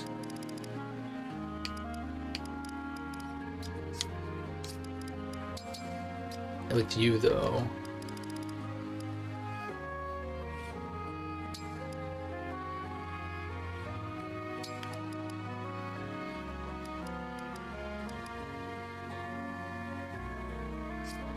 Let me equip this so that I can see the difference. It's -2 speed, but it's quite a bit stronger. What are the forges like? Or what are the refines like for these tomes? Some weight reduction at the higher end, but Jesus Christ, is that expensive. And this is Ragnarok, I would assume.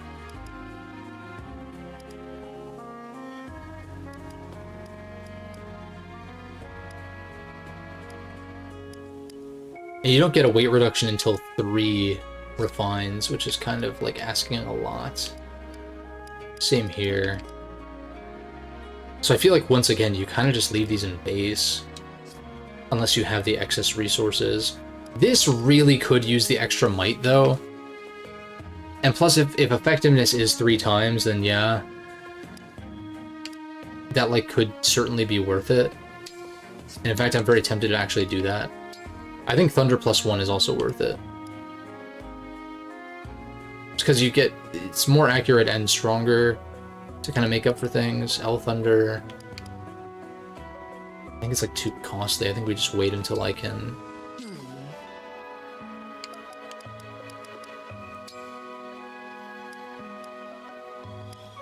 And this, like, you're not really using for its power, but more so it's how light it is. Which I guess, like, it couldn't hurt to upgrade it, but I think there's just other tomes that are probably more worth upgrading, refining in this case. I don't think that these are one of them. Some of them. Like, yeah, Wind, I think. Especially because I lost one of my archers, though, too. And Alchrist is using Lyn. So it's not like I'm spreading the bow usage to someone else currently. I like the idea of refining these. Just to give them, like, a little extra oomph. I mean, it's kind of negligible, I guess, but it's like you're effective against flyers, but they have such high res, and this is so weak that it, like, doesn't make a difference. or not like as notable of a difference as it should be. Not as it should be, as is warranted to like justify using it or whatever. Anything here? It's just all too expensive, I think, for now. It's just an extra option. And in fact, it's strictly worse than this iron.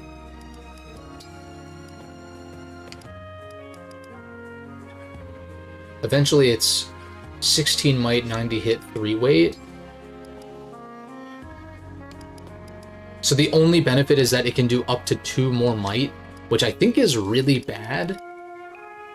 It didn't 10 crit, but like Yunaka's gonna crit even beyond the extra 10. See, I feel like you would upgrade this to a silver and then have it be like a stronger variant of iron. So I think, yeah, steel is just like the awkward middle child. I can't afford to upgrade this right. Well, I could, but I don't think it's worth it right now. But yeah, currently the steel is redundant. And then Stiletto is also redundant with Peshkats, but if I ever need a second Peshkats, I can refine this into that. Anything else? Like, this is like a maybe. I think everything else would be like, okay, upgrade these to silvers or something. I think I already kind of went through it. And like javelins, like, eh. Yeah, it's like... Actually, that's pretty good. Plus 2 might, just straight up. For only 10 iron. I like that. Makes it stronger than the silver then, right? Yeah. The downside being that you can't attack first. So there's still a reason to run silver. Although, wait. I'll be here. Wait a second. He does have A lances now, so I can equip this over... I'm assuming this is strictly better than a silver. It's -1 13 might versus 14 might, but it's significantly... It's like way lighter though. But then again, like I keep saying though, I guess Louis doesn't really benefit much from... Like, it doesn't really hurt him to run heavier weapons.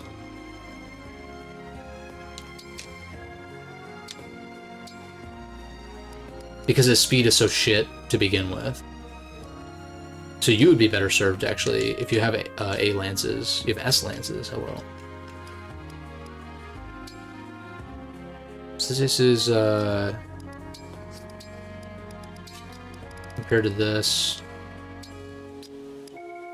-1 speed in exchange for... I wish I could compare more easily than having to fucking scroll every goddamn time. Well, I guess if I do it like this...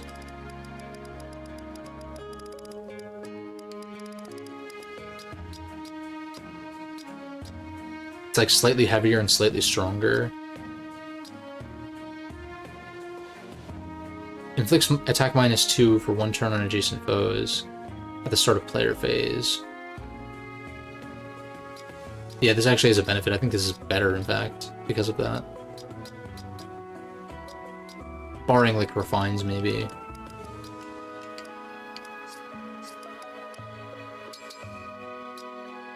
I still haven't bought, like, fresh phones for everybody.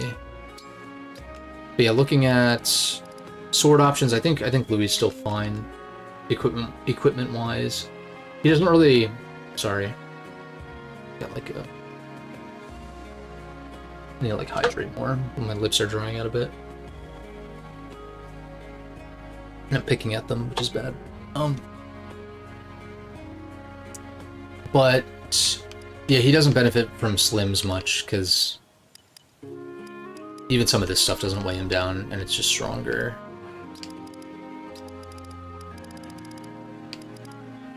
Rider's Bane, maybe? What would I replace with this? I guess if I gave him this one over... No, that wouldn't change things. I feel like effective... I keep saying effective weapons can be deployed on like a map-by-map basis. So maybe, what's it called? I can like throw this in his inventory if needed. Kind of same with you. Yeah, I think all that looks fine. The steel is really bad though, so I'm just gonna store that for now. Yeah.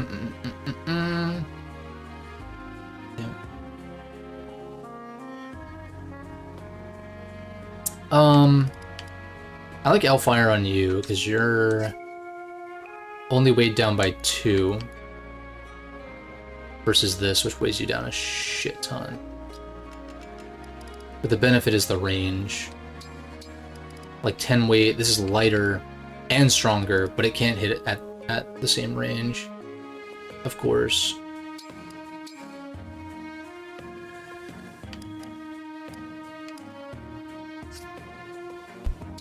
It doesn't seem like it's redundant with anything.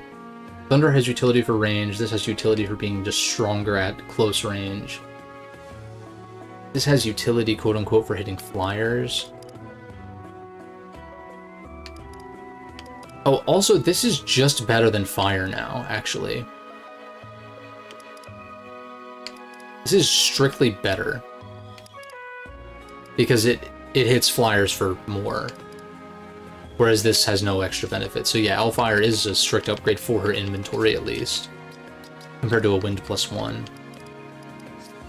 Whereas you, I guess could be the same deal if I bought another Hellfire.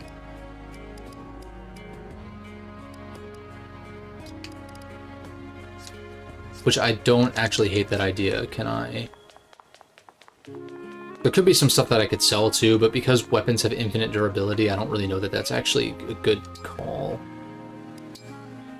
Also, no bullions or anything. Or bullion, whatever you want to call it.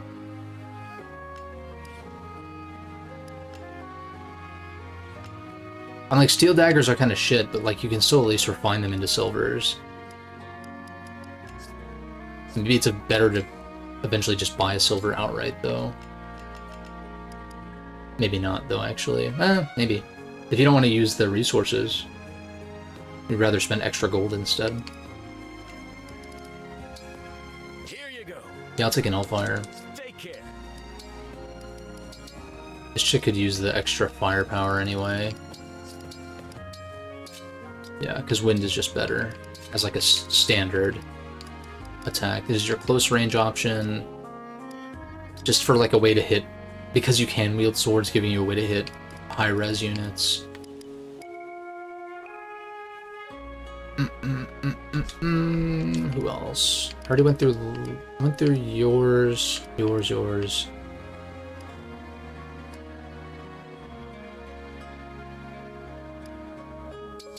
Alchrist, give you the killer bow. Instead of... What's redundant here? No, wait. Sorry. I'm doing this so I can actually directly compare shit. Same weight, way higher crit. Definitely weaker, though. This probably would replace the iron, if anything, right? Yeah, it's like slightly weaker, but has much higher crit. It is less accurate, but... What's your build? 6? So yeah, you only get weighed down by 1. Which is not bad at all.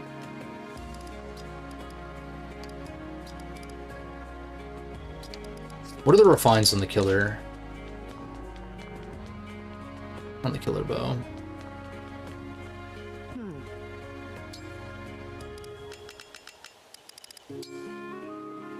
Plus might. Doesn't get any weight reductions, just might and crits. I feel like this refine could be worth it, but it's too expensive right now.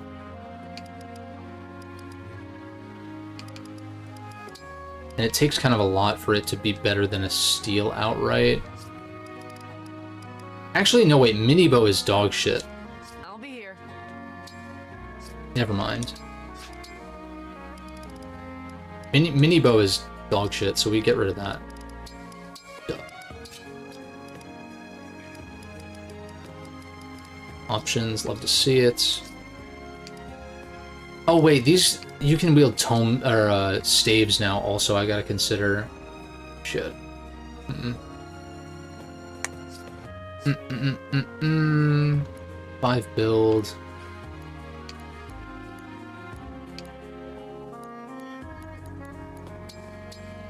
I don't necessarily need to run staves, but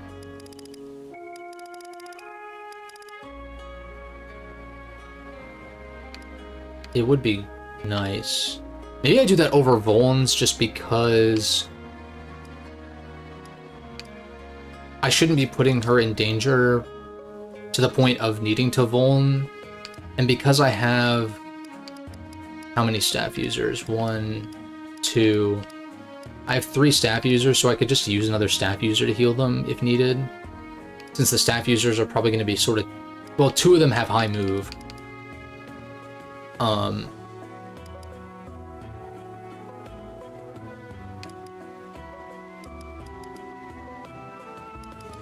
Yeah, I guess you're a staff user that is at close range, so maybe you actually just want a healing item instead. In fact, maybe the Slim Lance is actually kind of bad. I mean, I guess I like it for dodge tanking, quote-unquote. Maybe the Killer Lance is bad on you? No, you have high dex.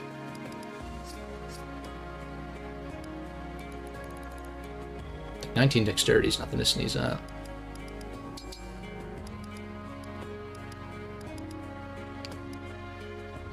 Maybe the Javelin's bad. If I were to take something else over the, put a staff in place of another one of these and put a Voln on her. Maybe the Javelin's actually the weak link here. I don't think I've ever used a Javelin on her. Like, actually, I guess the option is nice.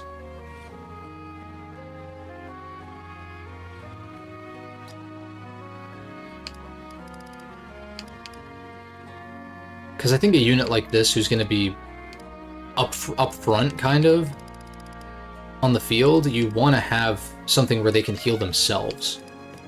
And for some reason, staffs can't heal. It's like, I don't know how that works in universe, where you can't heal yourself with your own staff, but if you could, then that would be like an easy replacement for Volans, but then staff users become like probably too powerful. So I get it. I have the Slim or the Javelin, and I kind of like the extra avoid.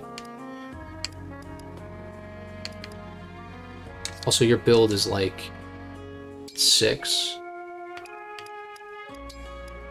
So you get weighed down by everything except for the Slim.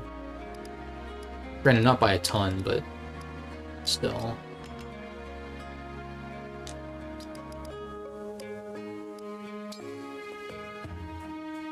I feel like I have plenty other ranged options. Like, I've got 3 magic users and a bow user. So I'm almost like, why would you ever... Like, the Killer Lance is just a better option 9 times out of 10. So maybe giving you a staff would be good. And maybe giving you, like... One of the flyers gets Physic, I think. Restore. 1 to 3 range on Restore? That's crazy. The problem is I have too many staves to, like... actually make use of all of them. I have 3 mens, and I've done a lot thus far without... I feel like I just deploy these over heals. I feel like heals are kind of outclassed at this point. Rewarp teleports the user up to 5 spaces away.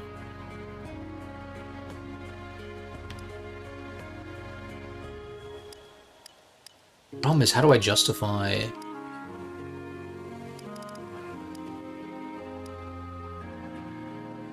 How do I justify using, like, multiple staves on a unit? I guess that's why Micaiah is nice on Yunaka, because she doesn't really have anything else she wants to have in here, so if she could use staves, that would be kind of perfect. Actually. Like, run, like, a close range and a ranged, and then, like, maybe 2 utility staves, or, like, a healing and utility, and then Volans or some shit. I guess she could carry a staff for somebody to, like, pass it. I don't know what that would be. Like, you can hold on to a restore staff in case I need it, but then again, just go to Aldir and use the convoy at that point. I'd rather be able to pass an extra Vuln to somebody, because anyone can use those. I kind of think you don't need to run a staff. Or no, what I was saying was I wouldn't put her in danger because she's frail anyway. So like maybe a mend is fine. And then your inventory's good. I think you're also fine. Yeah.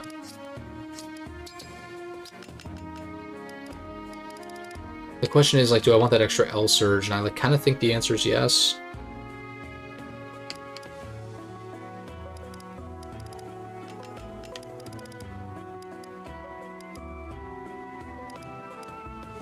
I think physic makes sense. And I think a lot of these can be, like, per map. Obstruct probably has more utility than I'm giving it credit for. I'm also like, you don't get weighed down by Hellfire, so that's something. We try this. Yeah, I think that looks good. Like, maybe Forge the Iron Blade one.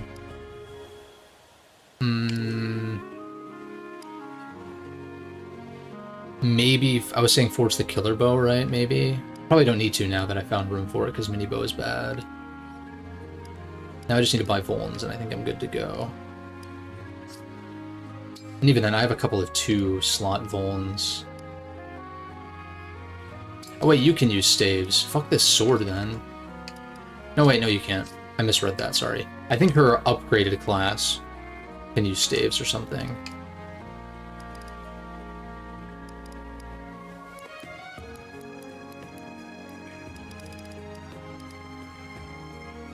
Also, I wonder if that May ring would be better off on Ivy.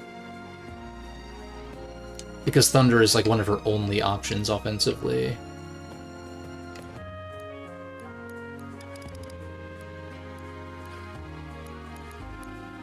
Plus 20%.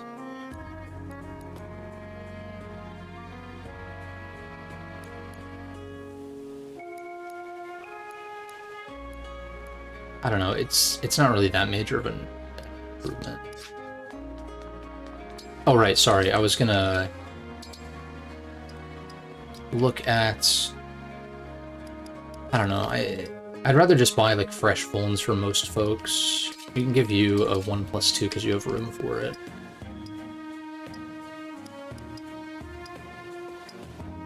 Everyone else I think wants fresh. Just in case. Assuming I can buy that many. 300. I thank you. I thank you. I thank you.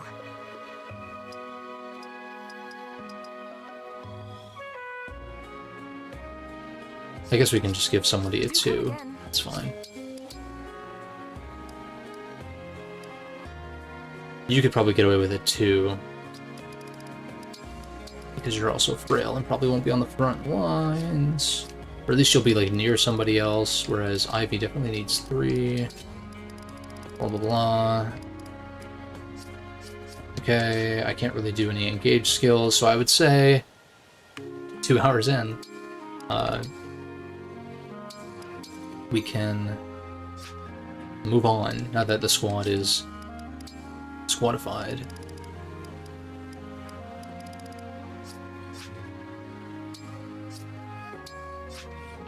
Wait, actually, arena.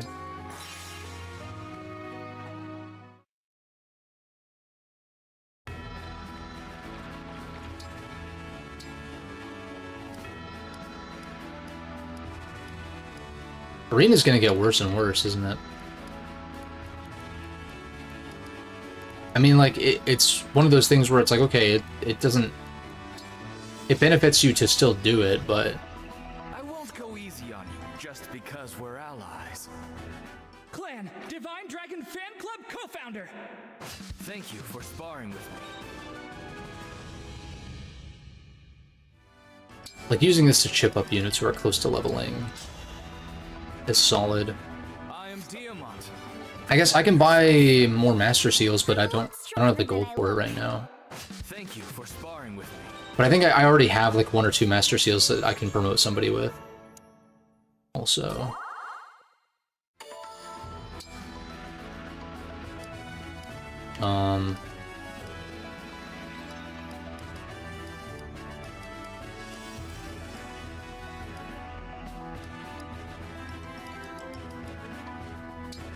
I guess. It's that mysterious wanderer, Yunaka! I'll be your opponent.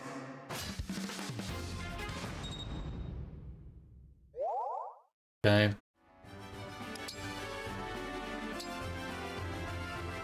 Oh, I guess, how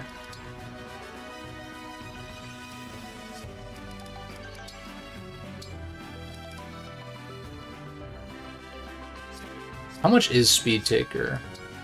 Probably like 1,000 or 2,000, right? Yeah, it's 2 grand. I mean, it's worthy to be that expensive, but shit. Oh wait, whoops. You only have 590? Right. I guess it helps to actually unlock that while he has Lyn equipped.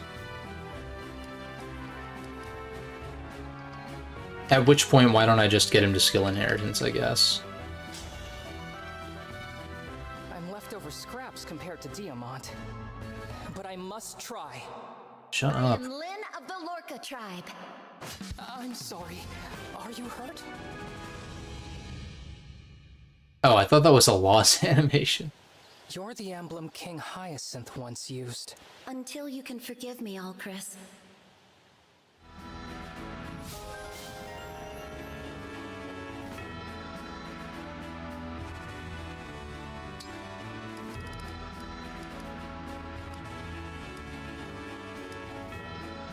Again, I don't know why it doesn't show you who is currently equipped, but... I know Yunaka is using Edelgard.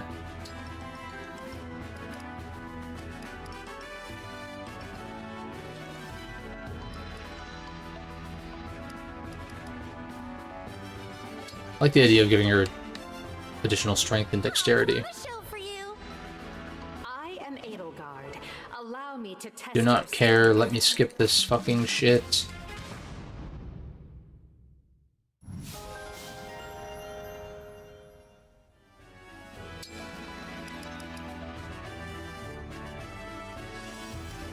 And you have Lucina.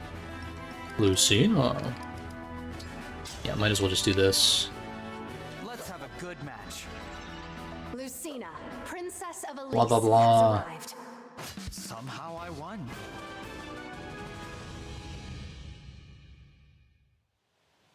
Thank you for the hope you showed. I only gave you a small push.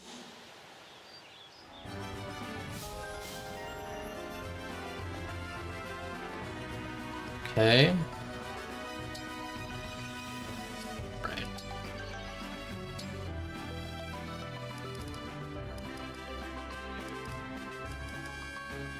Yeah.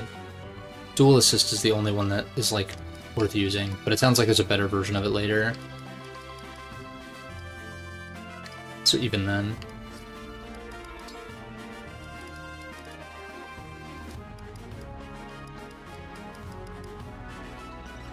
Yeah, this is pretty crazy. This could be crazy in conjunction with, like, other emblems.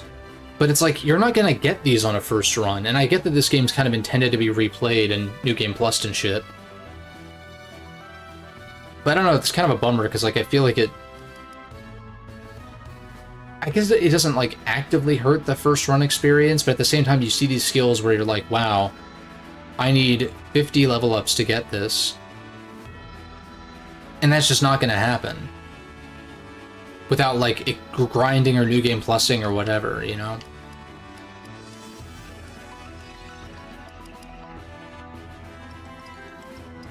I like incentive to replay, and New Game Plus is a nice feature for sure in a lot of games. And I've used it time and again in certain games, but it's like nice when it feels like the base experience is tailored to, like, balanced for that sake, and having New Game Plus kind of be on top of that, because New Game Plus is inherently going to be broken in certain regards, unless there are modifiers that, like, increase difficulty on New Game Plus, which some games do. But even then, like, I don't think a mode like New Game Plus being unbalanced in the player's favor is like a negative, because that's kind of just to be expected. Whereas, yeah, I don't know. You get what I'm saying, I think.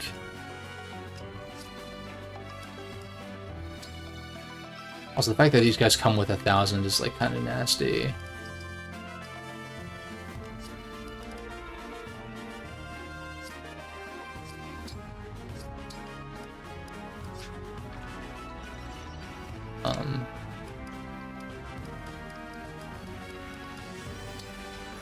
I don't think I've really looked at the Tower of Trials extensively. What was the deal with this again?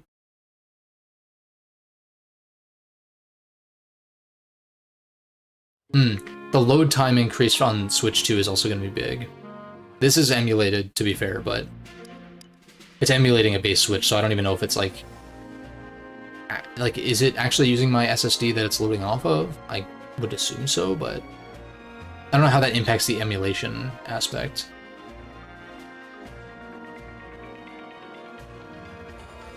Oh yeah, I was like, these are for crystals. It's just, it's cool that you can upgrade the emblem weapons, but it's like just one more thing.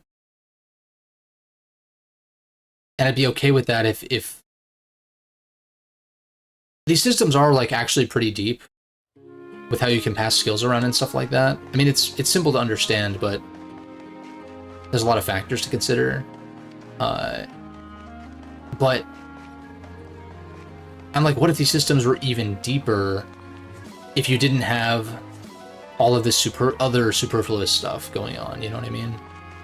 It is like a opportunity cost kind of thing. Granted, I'm sure whoever was in charge of scattering gold bits throughout the map, I'm sure that didn't take long enough to, like, polish up or improve on certain systems or whatever, but still, though. Stuff, I mean, I'm sure it adds up.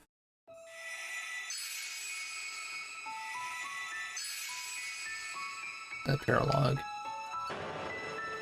And a skirmish. I'd rather avoid skirmishes if possible. Arena of the Gods. Knock out a paralog and then maybe do chapter 12 next time? Just to keep things, like, on the shorter side, sort of.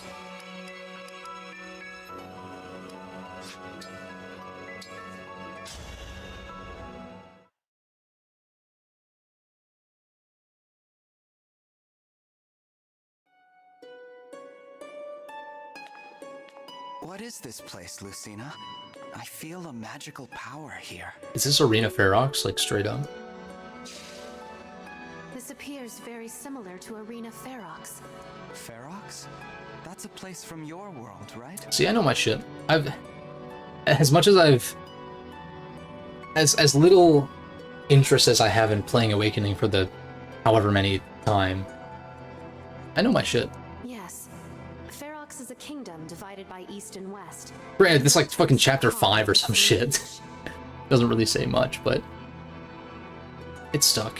Every so many years, a fighting tournament is held to determine which Khan will rule them all. Arena Ferox is where I cross swords with my father. He taught you swordsmanship, yes? It must have been an interesting, if fierce, bout. Not really. The map is kind of just an open square, like 90% of Awakening maps. But yes, it was a hard fight. He had no idea who I was and held nothing back. He trained me well. I'm just being an That asshole. was when I first saw just how strong But- my father really was. That must be precisely why this familiar place was chosen as a trial ground. Trial ground? What does that mean? Also, this is sparkling water, not like beer or anything like that. We each feel the Not that I'm a extreme prude about power here. alcohol, but Tell me what it feels like. not really something I want to do on stream. It's almost like I'm sensing your power. I don't even really drink but much also anyway, like you're honestly. far away. Well then, draw your weapon. Fight me. If you pass the trial, our bond will grow stronger. With a stronger bond, you will be able to draw upon more of my power as an emblem. I hope I can learn as much in this arena as you did. That's good to hear. It's going to require more. You're going to be surprised if you... That's the... Okay, we get it. Christ. Oh my god, deployment limit. What is this? Hector hard mode? Got him.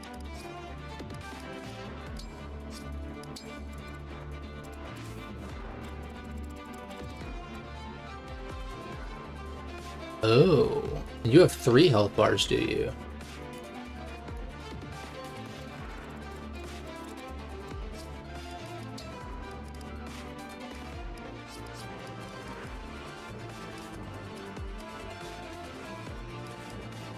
Let's move y'all up in the order at least.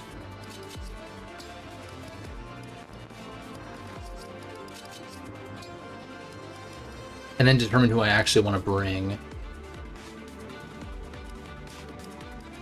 Oh wait, also I can didn't I say I can promote at least like somebody? How many Master Seals? 1? Maybe Salene's time to get promoted. Yunaka can't promote.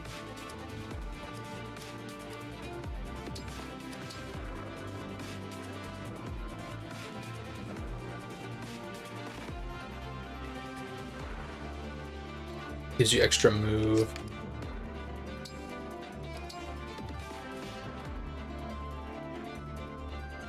Access to axes.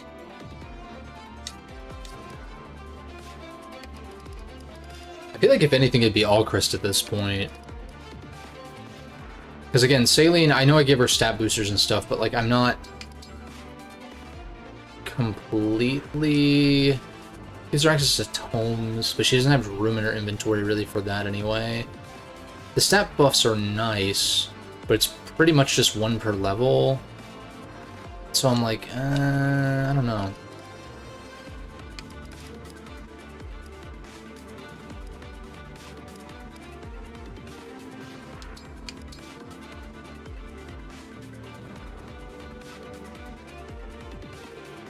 What's the difference between this and like a sniper or something? Like that's a unique class because he's like a special guy, right? I think. A sniper actually loses some stats, no distractions. Bow Knight requires, oh I see, so you'd have to class him into something. I see.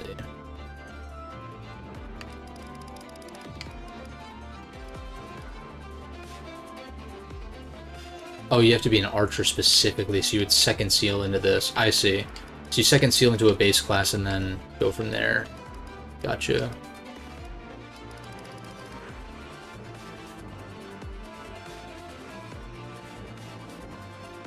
Yeah, I like the idea of promoting Alchrist. Sure, fuck it, whatever.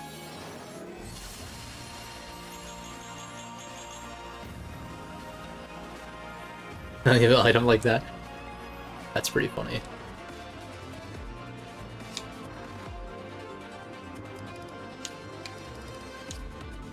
In which case, let's for sure take Alchrist. What are we looking at unit-wise? It's like so... Berserker... Thorn.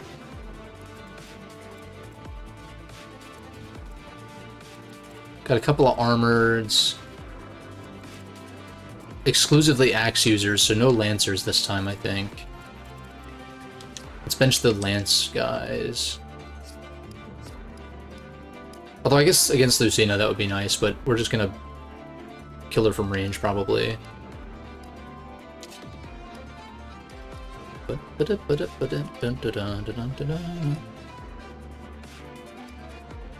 Sword users will be good. We take Diamant and Kagetsu.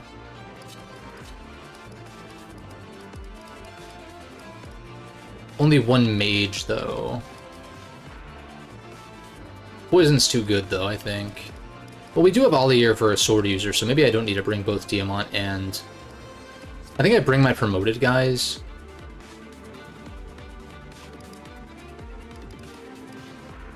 Or I guess in this case, Ivy for, like, spell utility and healing. Let's do that. In which case... I guess there's no avoid panels for you not going to take advantage of, but she has an emblem ring, so...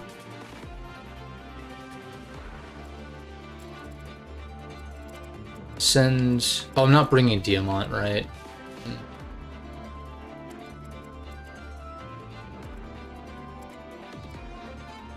I don't want to do this.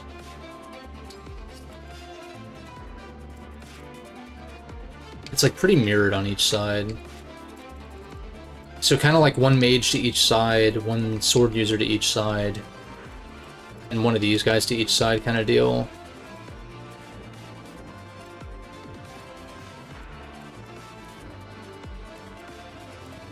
They have the same magic attack with Hellfire equipped.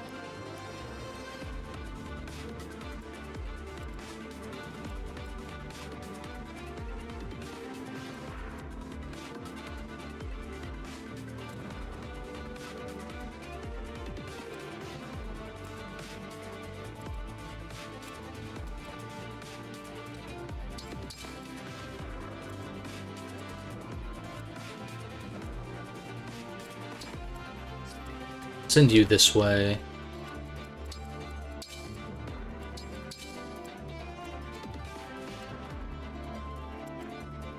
Wait, who has supports with who? Maybe that's a good way to do it.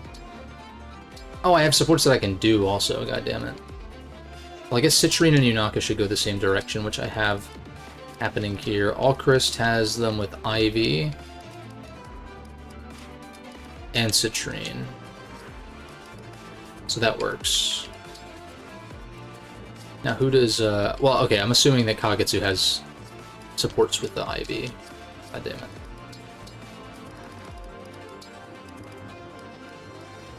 Kagetsu and Alchrist. Okay. Yeah, so I think these three to the left and these three to the right, probably.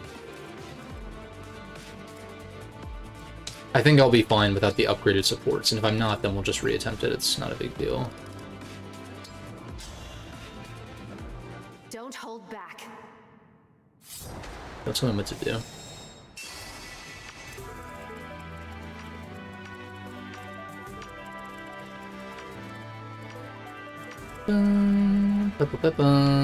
Yeah. The remixes are appreciated.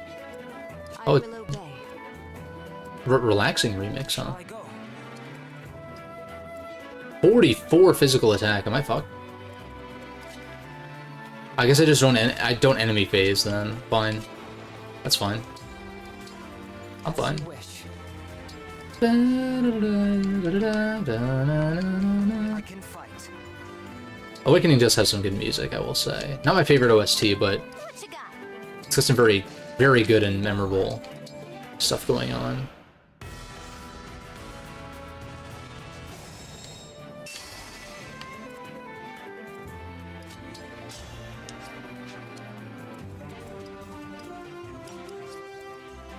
.43 magic attack is crazy.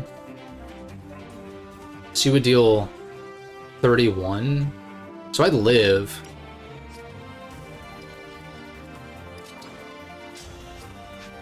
And I think it still is worth, like, putting you into range for the sake of breaking here. Maybe you crit in one shot, who knows. Yeah, the Wodao is just redundant, man. Like, slightly less avoid, but who cares? We could have been friends. That's a pretty crazy animation. One less foe. 1,000 gold. Ooh. Money, money, money. Yes. So you would deal 31 as well. So I'd still live.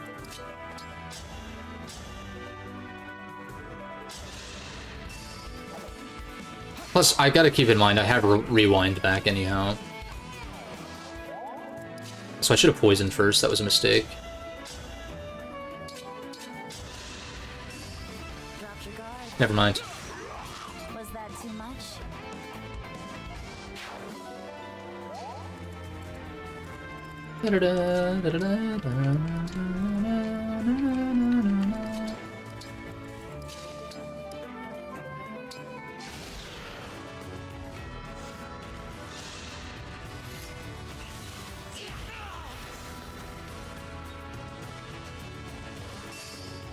Thankfully we have units with healing spells waiting in the wings.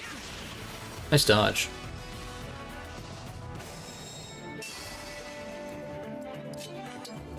Oh, and I can break you with this, assuming I land. Is that better than just straight up attacking, though? No, because I one-round you.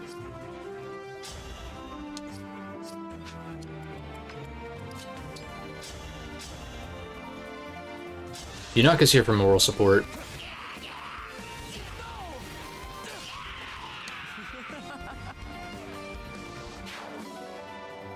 Laughs as he's bleeding out.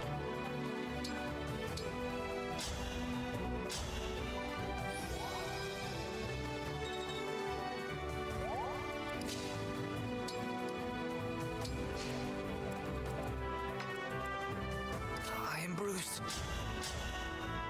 You're Bruce?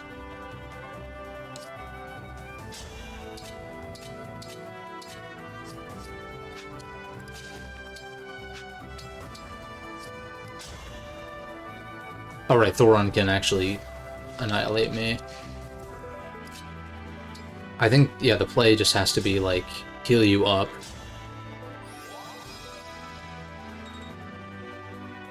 Give me strong foes. Yeah, because then I guaranteed live around Even mighty ones fall. in more ways than one. I'm a little nervous about reinforcements. I've been playing more Binding Blade, though, so that could be paranoia from that.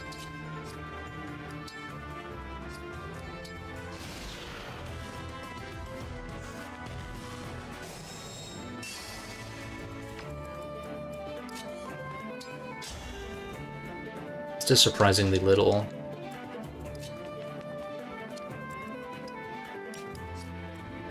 $49? I think I... Ooh. Ooh. Ooh. So that's what, 35 to Ollier? Which means, like... And you also get broken? I could Shielding Art, but I'm not going to do much in Retaliation. Well, I'm not going to do anything in Retaliation. But it could be a way to, like, lure them over while not having to deal with this guy.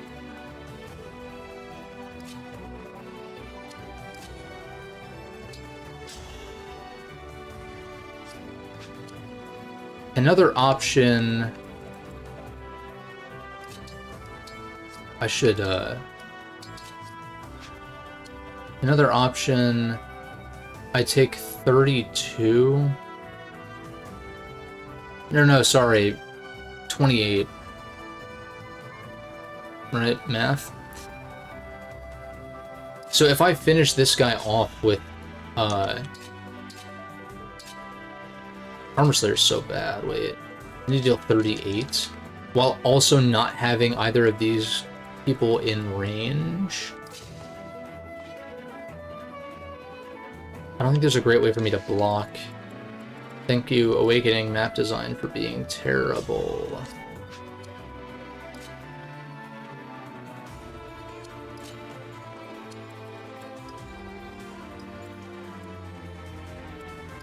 I think I have to back up.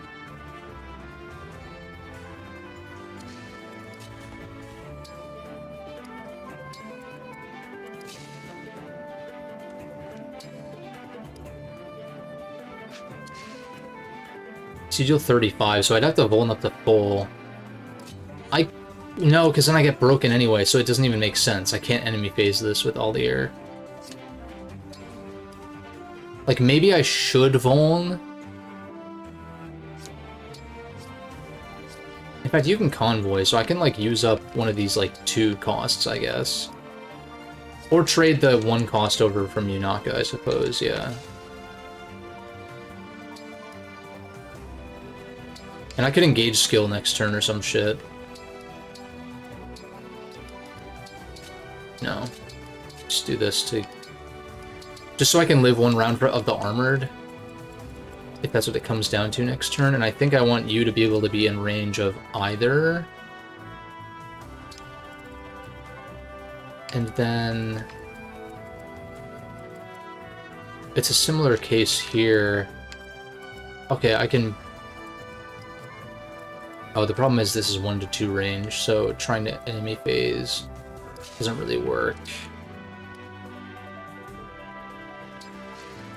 I'll just use my engage abilities next turn, I guess.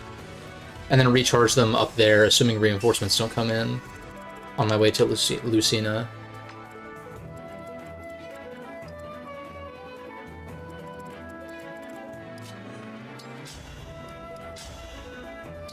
God, this is surprisingly... A wind doubles, though, which is good. It gets you down to 25.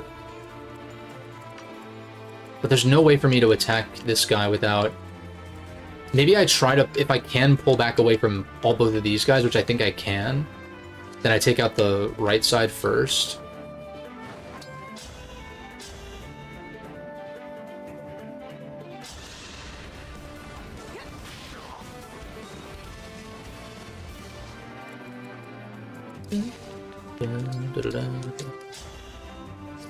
Yeah, I can't do shit.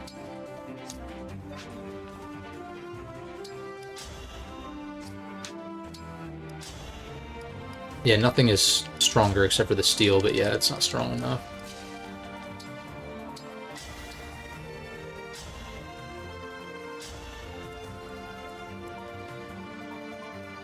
Well, that's kind of crazy chip. I don't really want to bait her over here, though, right now.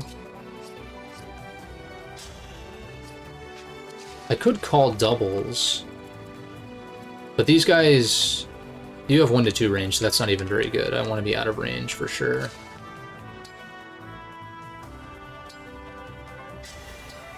I mean, I guess it doesn't hurt to potentially chip one of these guys down, but I'll do that last. As for you, yeah, maybe I should give you an Armor Slayer, actually.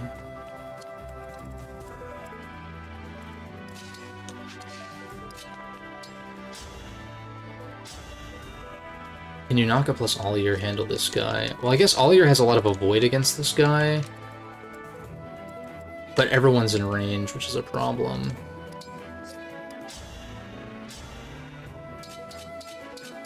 Oh, wind kills perfectly, in fact. Let's do that then.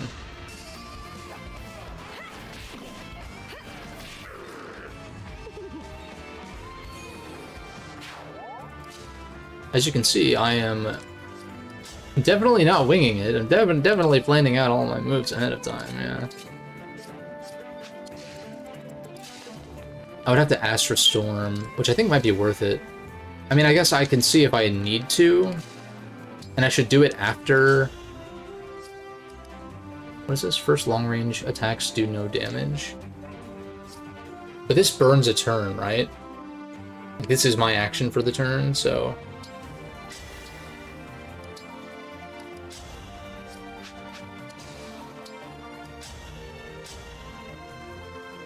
I kind of think I just standard attack.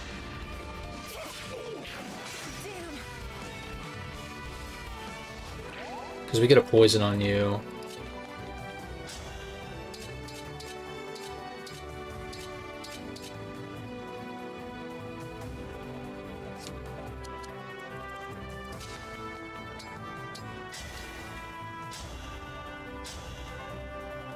This deals 20.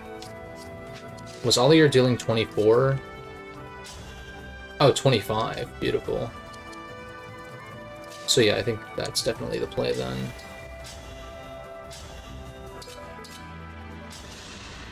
Now I have you. I see you.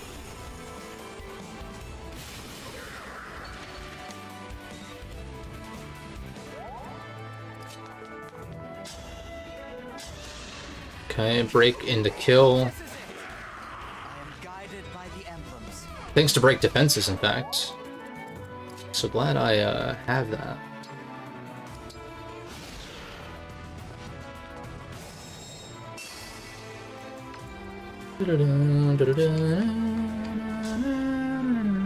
You might be able to actually just kill this guy straight up. So I think I just go for that first, probably. Yeah, that's crazy. Even mighty ones fall. Victory is mine. I like this guy.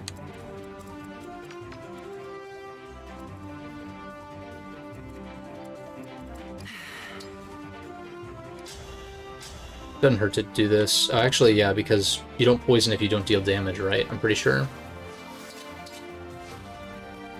She doesn't really have anything better to do this turn. Because I kind of want to heal up with somebody.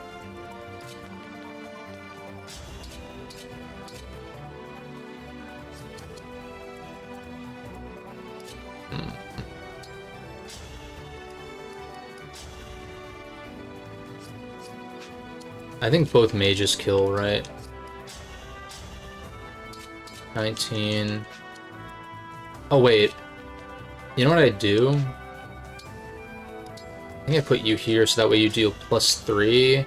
So you can actually hit this guy and poison him so that way the mages can kill.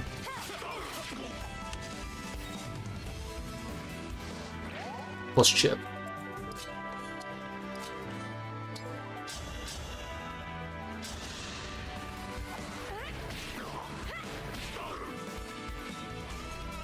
I have a feeling there's going to be reinforcements, but it's really hard to say.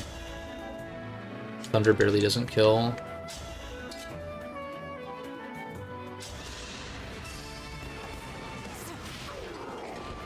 will atone.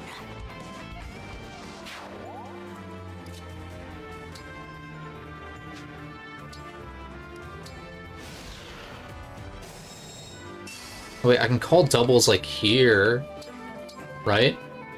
And then that puts one in range to like lure her out.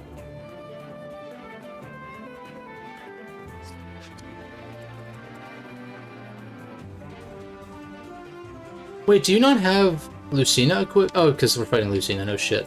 Whoops.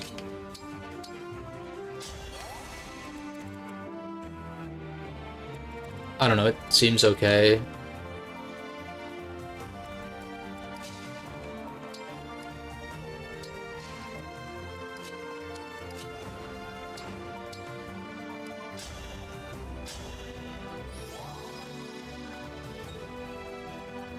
One EXP for that.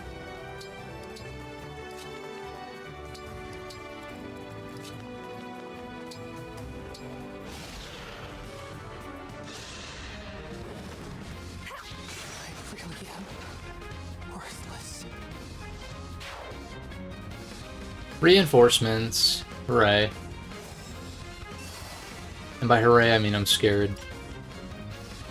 All we have to do is defeat her, but I feel like that's a... Can't do that over one turn? I mean, if you crit, that doesn't kill. Whatever you need. Do you have, like, close counter or some shit? What are your... Chain attacks, grants a void bonus with unit support level. No broken. Use to make a sword against it. Oh, that's like an attack. Okay, so you can't retaliate. I think my only option is to like actually crit. But I'm also like, maybe I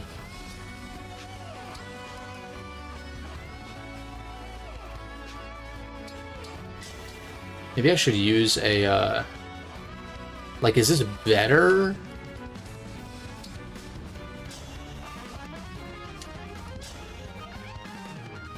$25, but with terrible hit. This is guaranteed hit, it does 25. If you crit, you deal 30.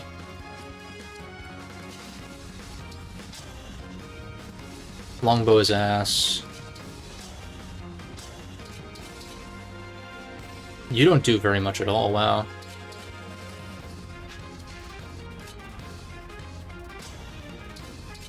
Oh my god. I think I'm fucked. I think I'm actually screwed.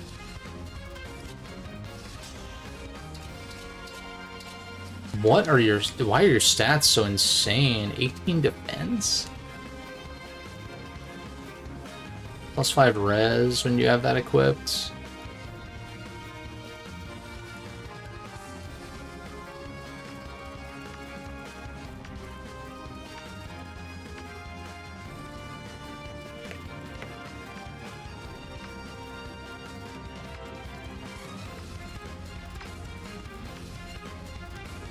What's your move? 1, 2, 3, 4, 5, and then you have 2 range. Could I move everybody out of range? Certainly not at the reinforcements, but...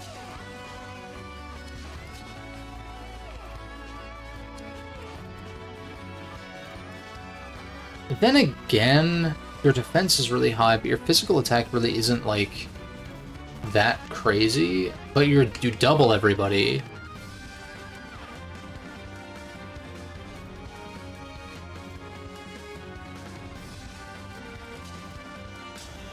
I think I come back to this later. If I Peshkot's crit, then maybe. I guess I have rewinds, so...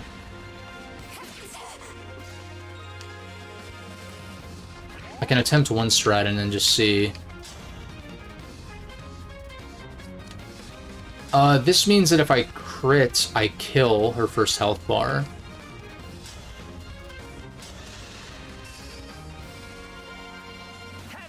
Okay. I still think I'm screwed.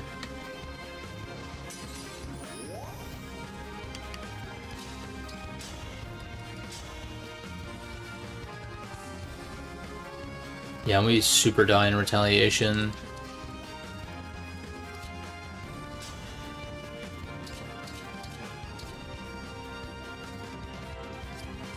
Oh wait, what's your chain attack shit though? Or no, that's Lucina, never mind.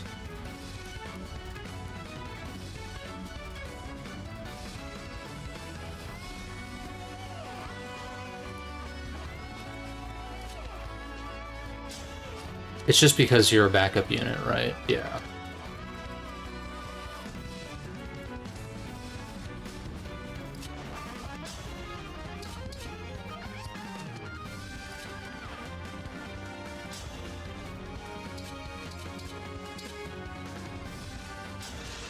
I mean, I have to do something. What's wrong?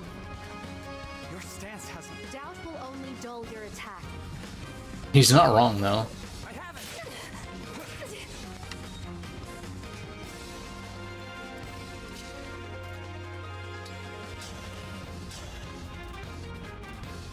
You don't even kill if you crit. I guess I could have broken with all year, but that would require using shielding art, which is really bad.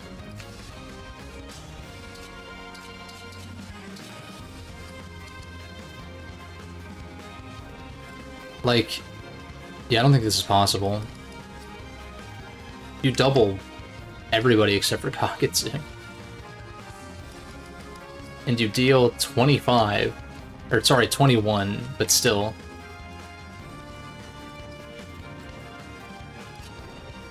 I think this is a comeback later kind of map. Best I can do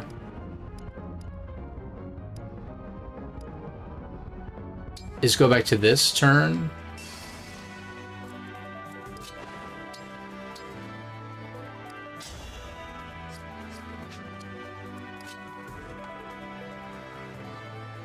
and wait until... Like, have all crystals run out and then recharge it. I guess calling doubles near where the reinforcements show up isn't a bad idea. Problem is I can only do it on these reinforcements.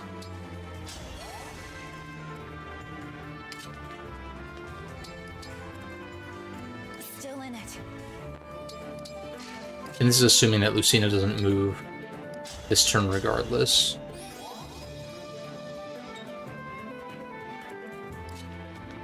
That's kind of the unfortunate thing about... Okay. Oh, these just disappear. Okay, that, I mean, that makes sense, but... Restore that. Go ahead.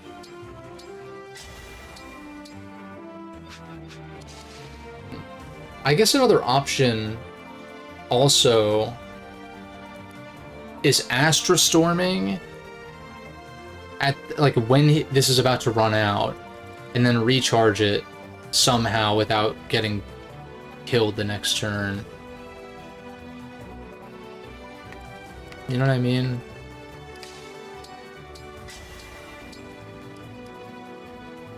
Yeah, this is only up to 3 range, which is still kind of insane, but...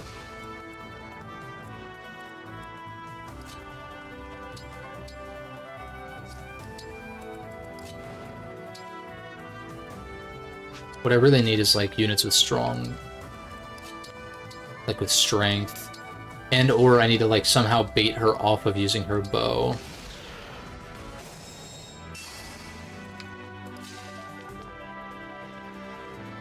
Oh, wait, I could also have units, like, stand on here when I aggro her. That's also true.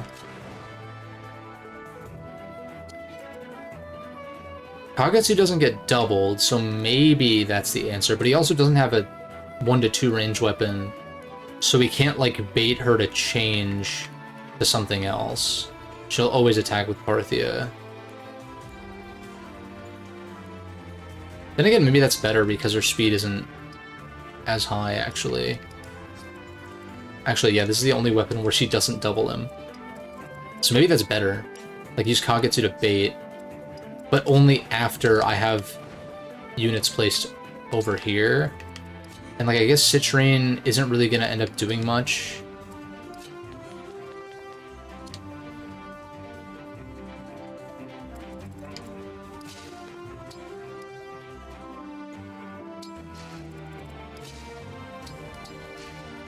So we'll send her down there.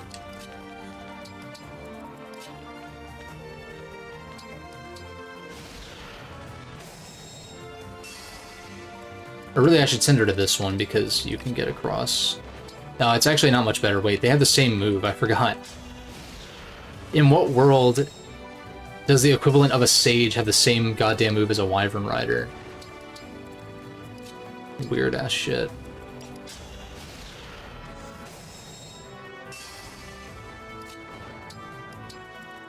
What is it? I keep seeing this proc and I don't even know what it is. Oh, it's switching, I see.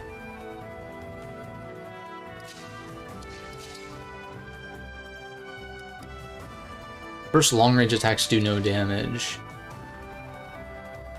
She's just not fast enough to not get doubled by this. In which case, let's say she wields this one. 28 physical attack. Does 15... Oh, you actually would live, assuming you don't get crit.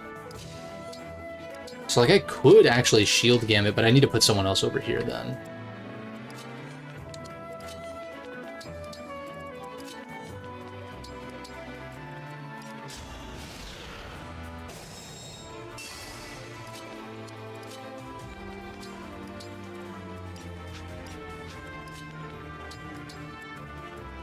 Right? If I'm reading that right? Oh, but she can only do it when it's Dimitri, so I just keep re-rolling until it is. But I also... No, I can do this turn. And I can have Olier stand next to her for extra damage. First long-range attacks do no damage. We can try it.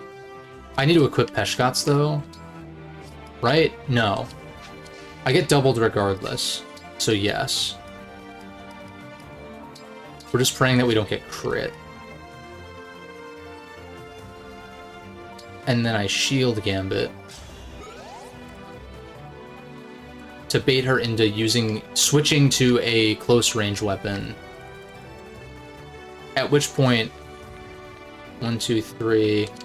I guess the problem is, we'll try this, and then worst case I rewind. In fact, I could probably ignore the lower reinforcements if I'm trying to like 2 round. Right?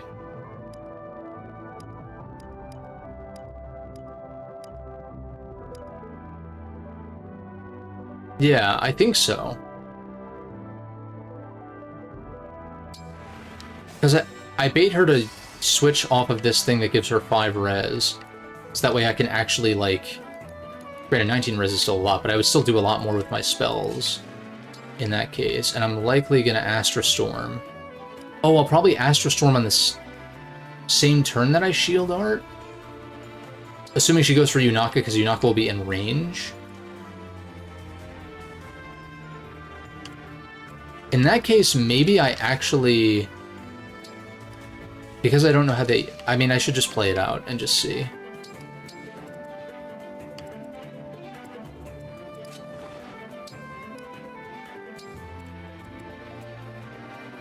Like, if attacking her is going to bait her to over here, or if it will actually be the person who's in range kind of deal. Also,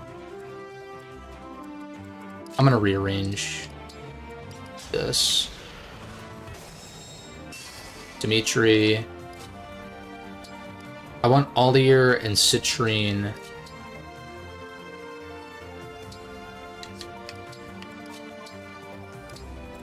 To be the ones next to her.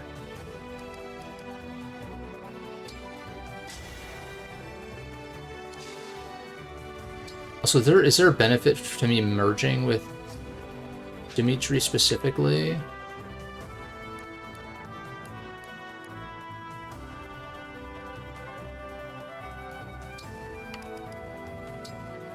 We'll just try non-engage this.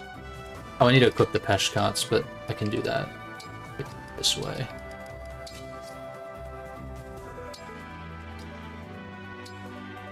Sure.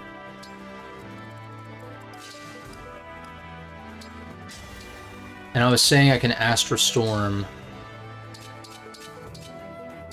Shame that Killer Bow has no crit chance when you're doing this, though. And this only deals 10. But, like, that might actually be the damage that I need, though.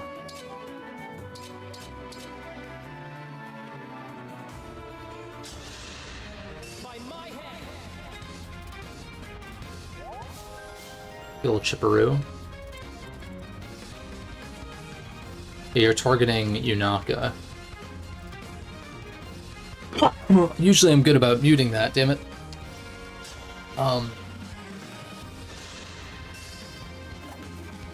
Oh, because you double. The first one does no damage, but you didn't crit me. But in that case, I should equip a 1 to 2 range, so that was a mistake. Also, the reinforcements just show up anyway. Okay. Yeah, in that case, that's really dumb.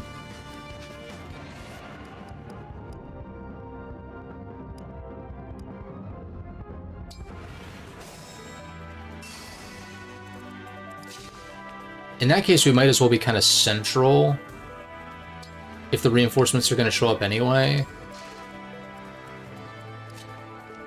That's so dumb, then what?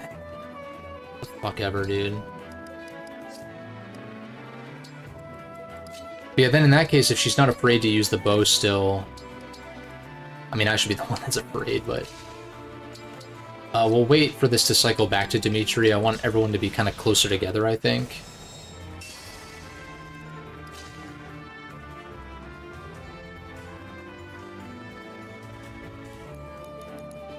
When an ally within 2 spaces grants +3 attack to unit. Okay, so we want to be close to Yunaka because she's going to get attacked.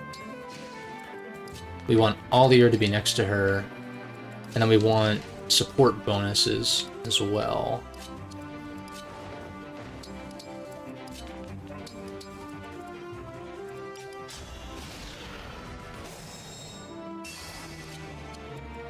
because, I don't know, who knows, maybe Lucina will opt to use a sword when she sees that I can hit her at range anyway. That's probably, actually, that makes sense.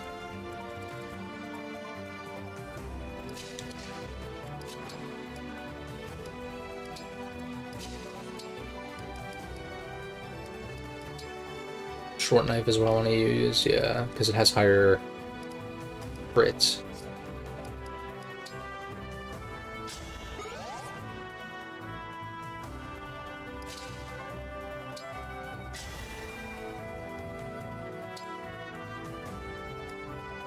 Would calling doubles prior be any... Because they chain attacking doubles. Like the turn before? Like before having Yunaka step on here?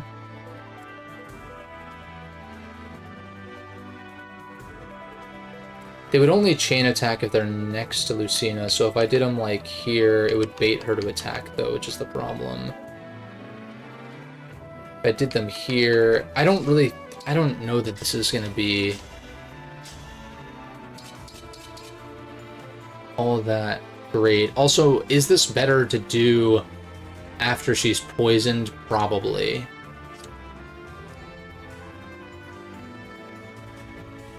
So maybe I do just...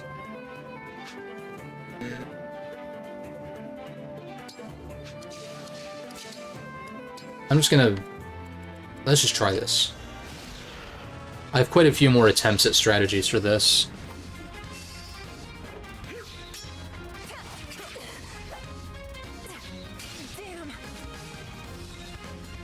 But yeah, we get one poison on her off rip. And I can stack another poison this turn if I want to. Although, once again, I feel like it might be better to just Houses Unite, though. Because that does 26. Because, like, what? In theory, you should deal 11? But you deal one more. So it is, so for every poison, it is just like +1 damage per hit. But then again, +1 damage per hit on this really means +5.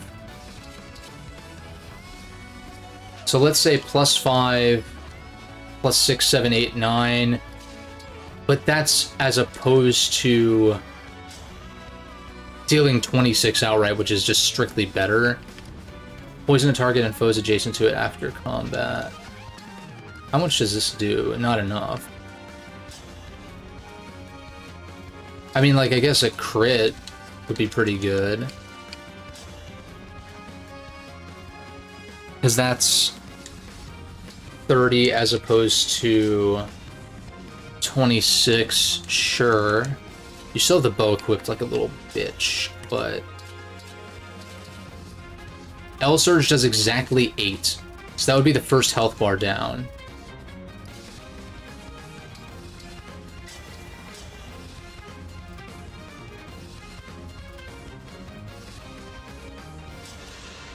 Try it.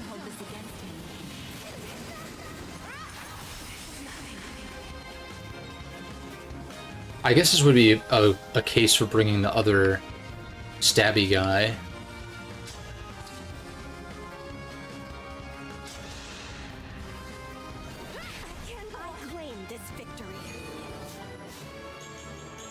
Crazy level up.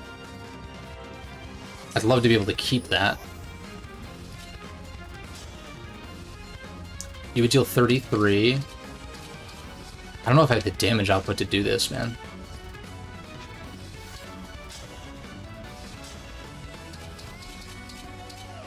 15 is the best I can do.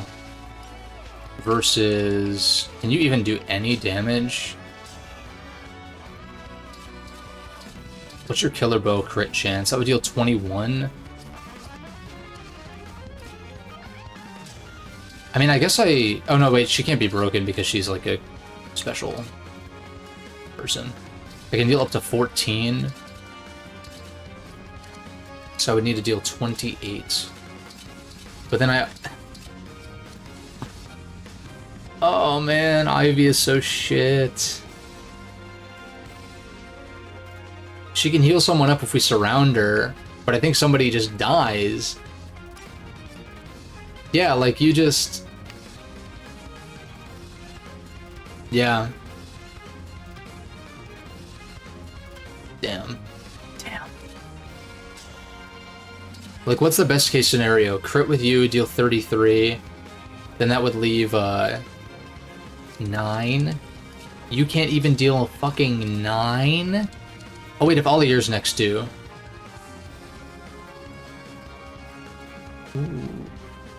Ooh, wait a second. The problem... Oh, and I guess backup guy, too. So I should actually attack with Kagetsu first. I don't know if that... If, Houses Unite is affected by backup or not. Probably not, right? This is for sure the first play. Problem is, that leaves you at 1. I wish this killed.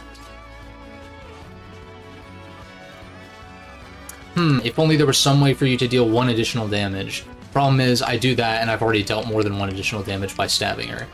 So...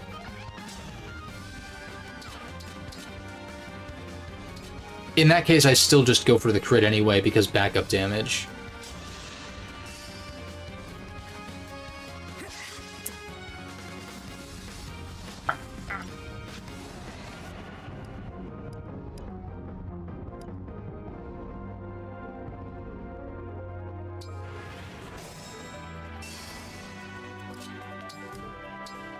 Is this enough to reroll RNG? Maybe we, like, wait a few turns to try to affect RNG.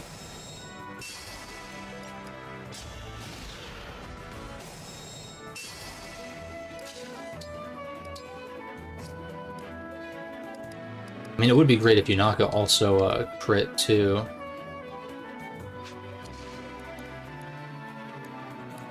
Also, wait, I get Avoid plus 20, so I mean, maybe that's worth it?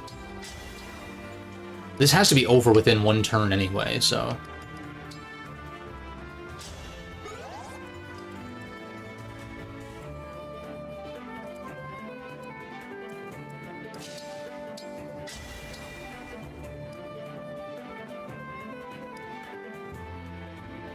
yeah, it's worth saving Astra Storm.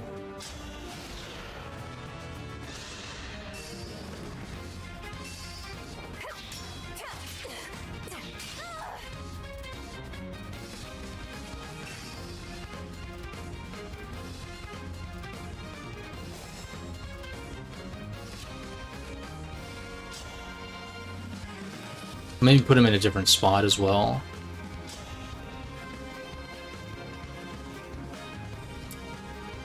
Damn, dude. The shitty thing is, like, I can't just have Olier not attack. Oh, but I kind of need this guy to crit, though. Right? Maybe? Yeah, probably.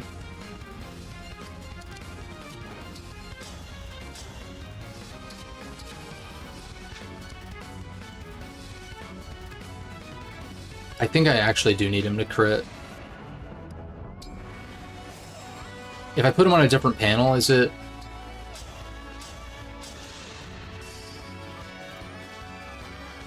No, okay. That's fucking annoying.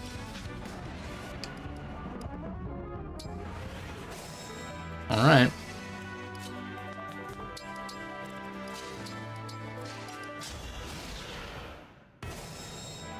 I'm just gonna do this until my rewinds are up, and then...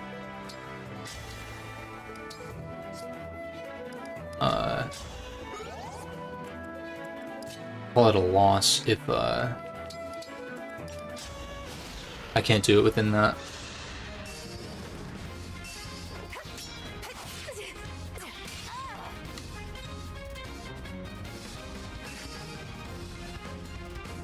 Alright, we get it.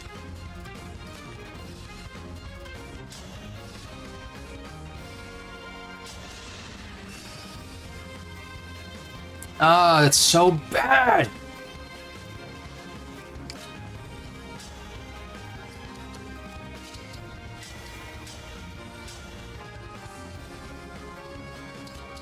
This isn't affected. I would need to deal 8. And like I said...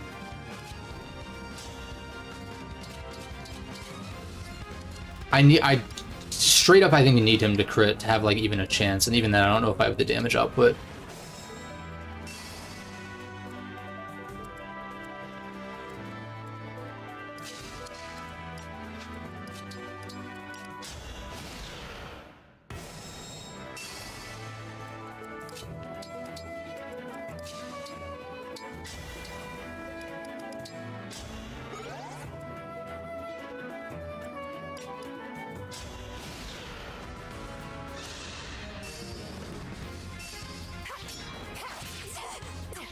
Damn.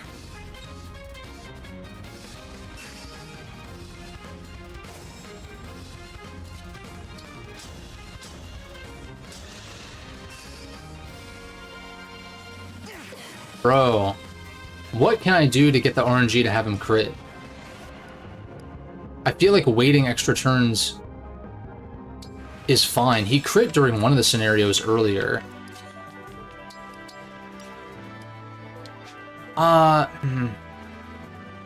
Yeah, the problem is that he can't attack at 2 range. So I would try to bait him during bait Lucina out during enemy phase, but I just don't think it's gonna end up working out. Oh, that's not... God. Fucking damn it. Alright.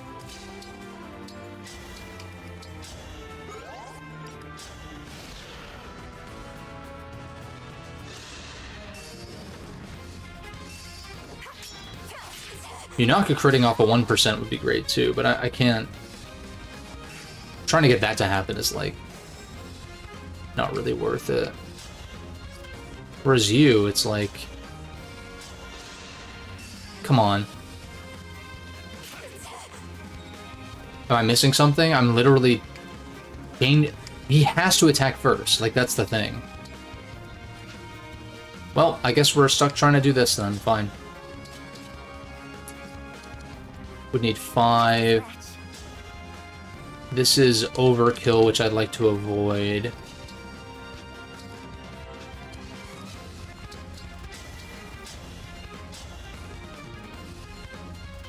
This does 20. I would need to deal specifically 3. So maybe I save that for the next health bar. In which case, who does 7?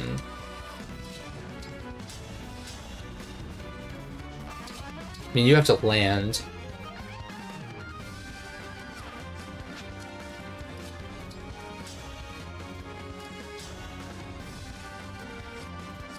You would deal 10. But plus damage because Allier.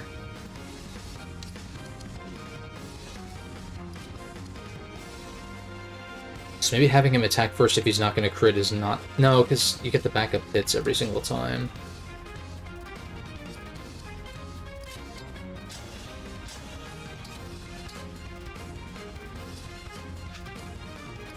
Because an Allier's next for sure.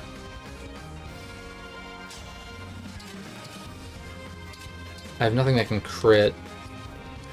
Oh, I guess I could convoy the Wodao, but...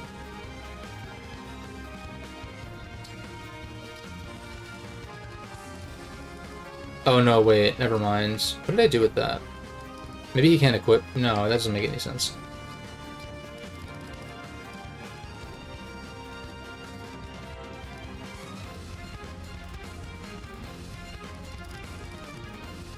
It's weird.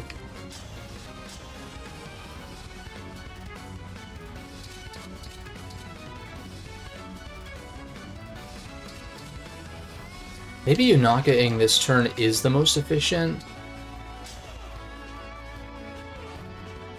Nothing else does more damage, right? Oh, this does 30, but you have to land, though. This is technically overkill by 3, but it lines up nicer than using Allier first.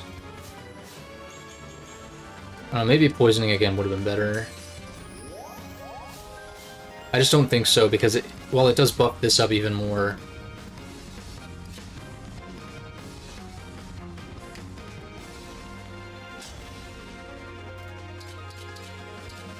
I need to deal 26.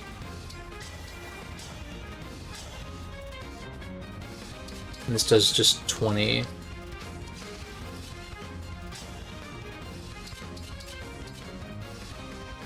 Or 24, but then I have one more health bar to go, so it's like, it just...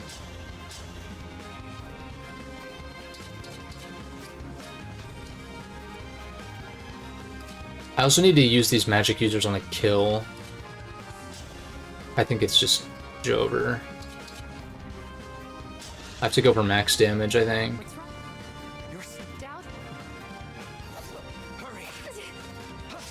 Yeah. Well, it was worth a shot.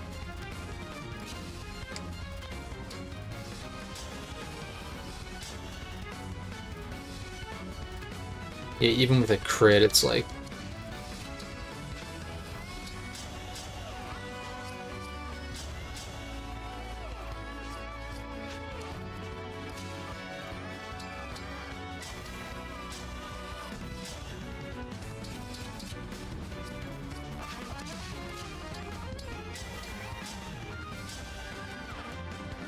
If only this could crit. It's unfortunate. Now I have you.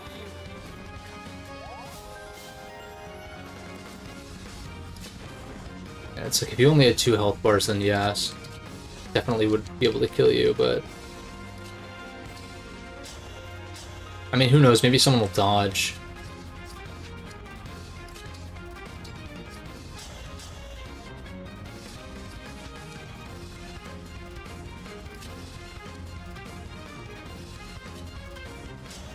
Oh no, but I have these archers in the back too. Yeah, I think I'm just fucked.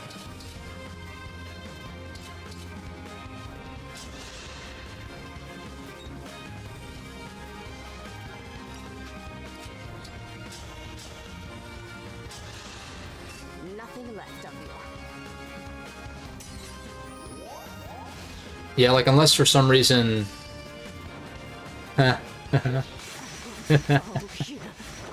And, you know, 110.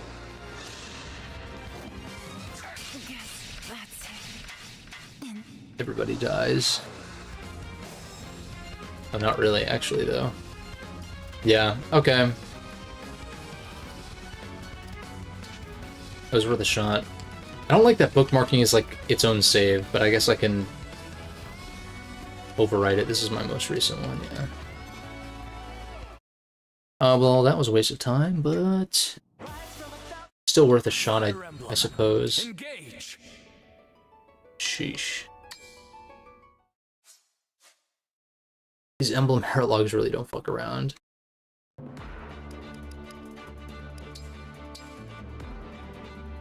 Yeah. I guess it makes sense because you probably get really powerful shit. But then it also begs the question, why do they unlock so early then? But again, design things that are built around New Game Plus and not an actual playthrough.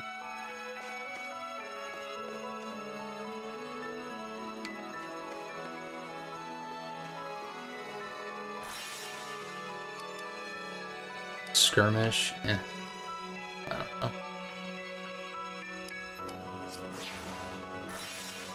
Oh wait, it shows you a suggested level. Base class level 19? Really? Are you sure?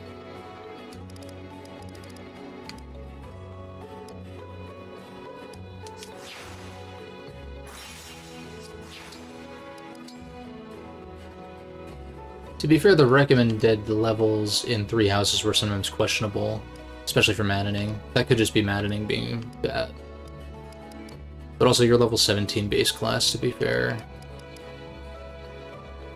Like, if I brought a different squad, then, like Louis might go kind of crazy on that map. Just because, like, Lucina only has physical weapons, and so on.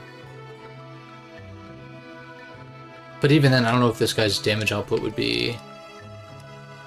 Nah.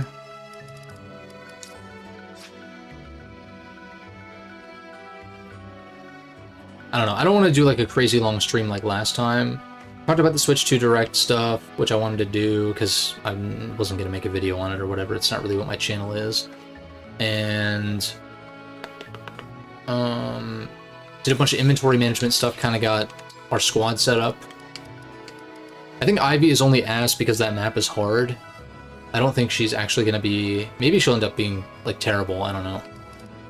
I kind of doubt that. Also, why did it, like, not re-equip? Lucina! Ready.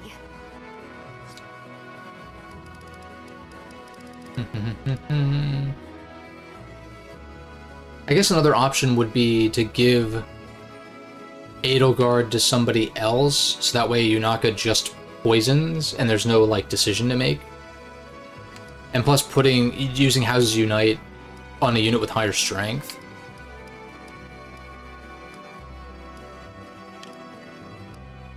There's definitely, like, ways that I could maybe do it, but I just really don't. This is one of those cases where it's like, I'd rather just, like, get stronger, level these guys up more. Also, you're level 12, which is kind of bad. Also, I gotta consider, like, I promoted these guys at, like, 10 or 12 or something like that. So they're really only, like, effectively level 14 or so. 14 or 15, to be fair. Yeah. I mean, I don't know, I guess it kind of sucks to, like, not do an actual map, like, complete a map. But at the same time, this game is going to take me a while anyway. If we were averaging, like, one map per stream, and I think there's like 26 main story maps, and that's assuming I do no paralogs, no bracelet maps, etc. and so on. Then if it's one per stream, then that's 26 streams, let's maybe round that up to like 30 streams or something. That's 10 weeks at that rate. Granted, first stream and this most recent stream before this, I did 3 maps. So, like, if, you know, I don't even really mind it taking a while necessarily, but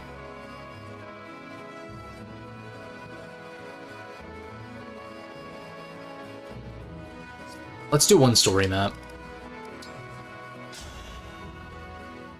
Just so I can feel like I actually progressed.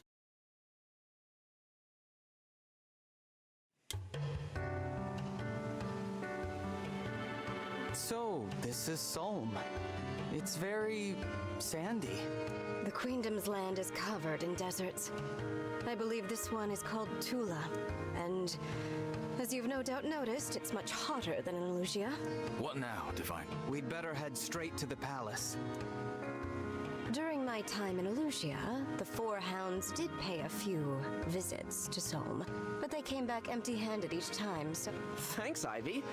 Pretty handy having... I will choose to take that as a compliment. Which emblem ring was entrusted? The Radiant Hero, Lip. said to be among the most powerful. Needless to say. Sounds like exactly what we need.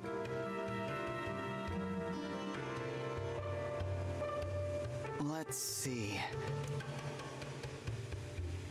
Divine One, What? Really? I wish I could help.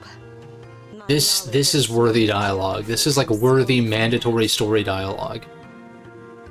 Wait a moment. Prince Alfred, Prince Diamant, your nations are allied with Solm. I did, but...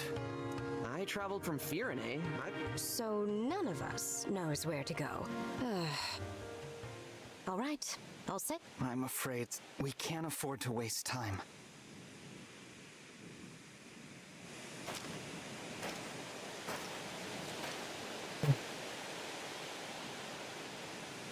So it's a little bright in here. Hey, you don't look like you're from around here. What's with the outfits? Sorry, I didn't mean to startle you, but I took one look and thought to myself, self, they are lost. And, who are you? Who am I? I'm the guy, here to keep the peace in Tula Desert. Call me Fogado, yeah? As captain of the Sentinels, it's my duty to help people in need. You find folks need a hand, just let me know. Thanks for that. As for myself, I'm the Divine Dragon, from Lethos. Wait, yo? You telling me the Divine Dragon is here, in my desert? No kidding. Yes. I had no idea. I'm so sorry. I didn't mean to be rude. You weren't. There's no need to be formal with me. Didn't expect you to be casual. That's cool. But hey, what brings you all out to my piece of the world? We're on our way to Solm Palace, but we don't know how to get there. This is your lucky day. Come on, just follow me. If I know how to get anywhere, it's the palace.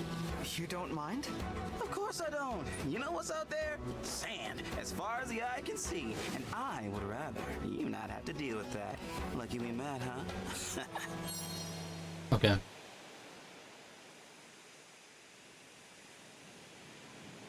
Thank you, Fogat. Don't sweat it. Oh, you know, An errand? more of a mission. See, not too long ago, as captain of the Sentinels, when I... Sorry about this. You... Actually, what? Oh, that'd be great. The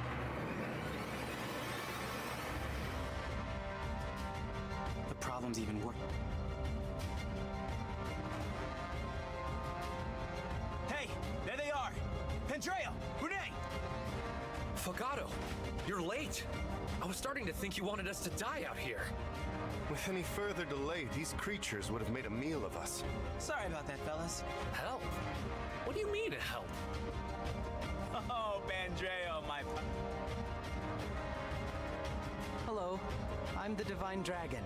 Oh, it's the Divine Dragon!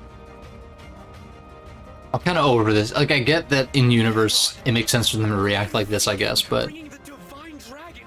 That hair. Like two... Hey! I knew this would get you too far. What do you say? Ready.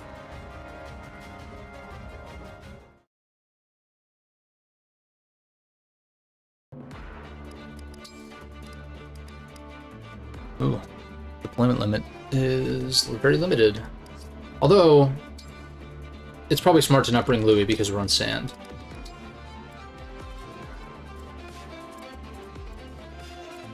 And I'm assuming... I mean, I guess I could... oh, no, wait, we have mounts anyway. And it looks like they're not impeded. So what is the downside exactly of having such high move? I guess it's not even that much higher, it's 6 at most. Sentinel is like a nomad from the GBA games. High Priest.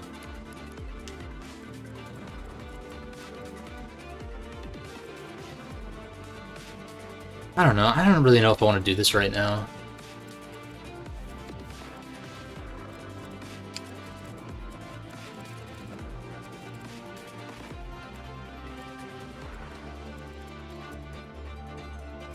Sword is a draw.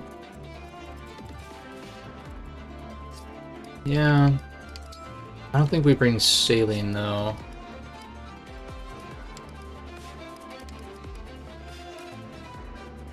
In fact, I don't even know if we bring Ivy. Well, no, flyers in a map like this could be good, but what are we looking at unit-wise? Mostly axe fighters, couple or one wolf knight, one flyer. Is this a route map? Yeah. Yeah.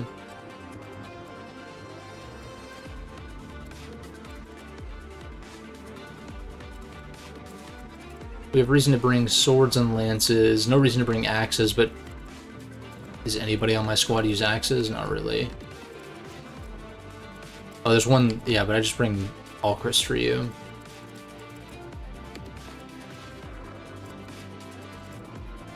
Yunaka needs the levels.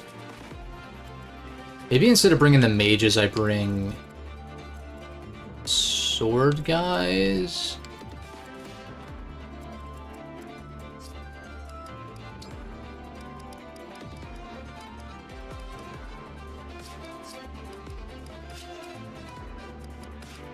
Oh, Kagetsu's already deployed.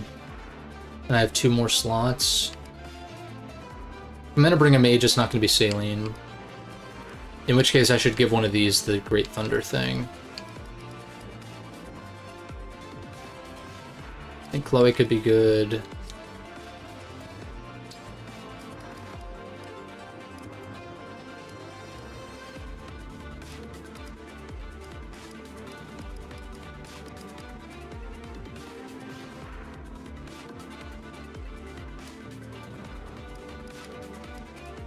With 3 sword users, probably bring another Lancer for the sword guys. There's 4 of them, and it's kind of actually hard for me to get.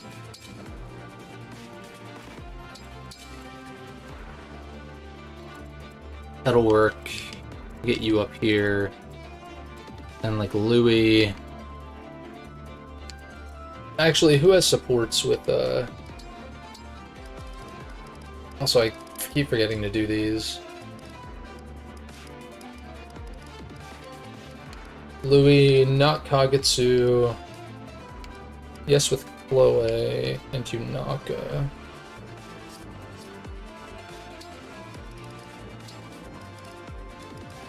Diamant. And that's it as far as who I'm deploying.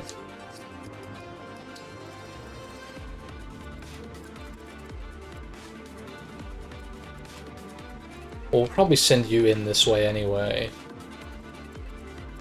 But I probably want you to be a more with Chloe in that case. Then again, these guys are up here, so it's like... Who does Yunaka support with?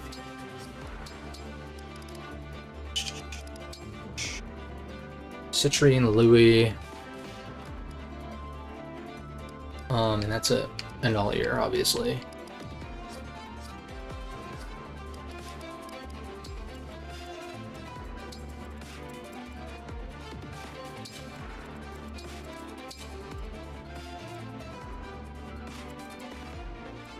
I mean, I guess I'm kind of hoping the enemies will, like, work their way towards the middle.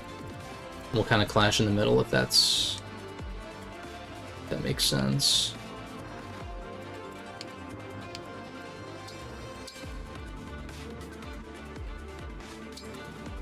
In fact, maybe I put Kagetsu here. No, he can't even reach. Damn.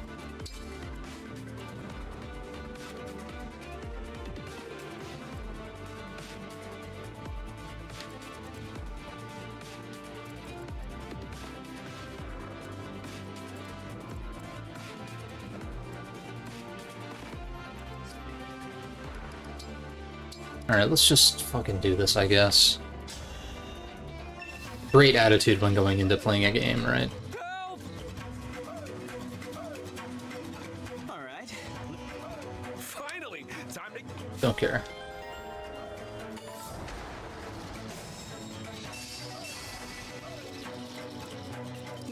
Me? Let's go.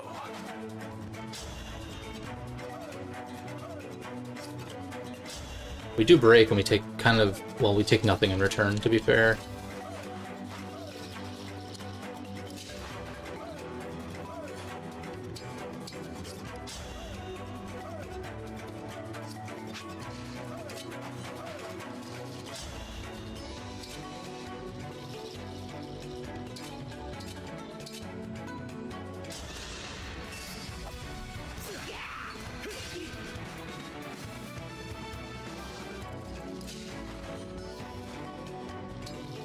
If he's gonna attack me regardless, then I might as well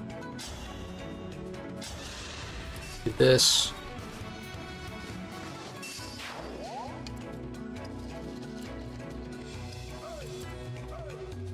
Let's go. Oh wow. Okay, gee, that's a shit ton. Here goes. Understood.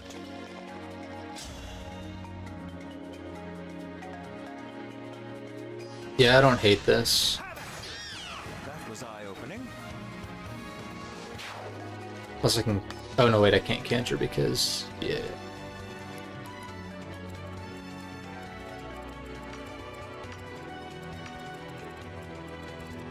Whatever you need.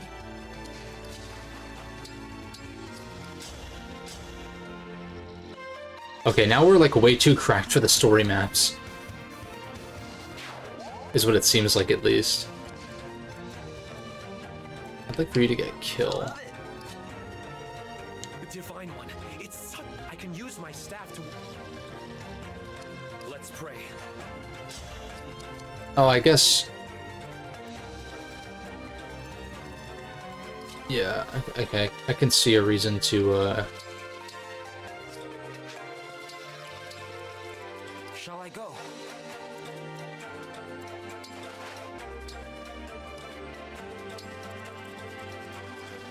They're cooked. No way, no way, he just said they're cooked. 19, how much do you do? 16, assuming you don't crit. So if I can deal 17...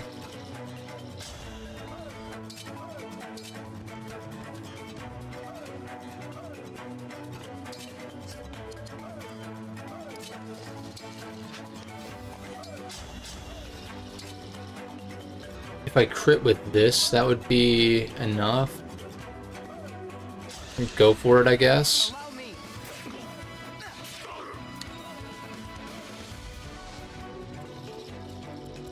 Kind of blows. I don't quite kill.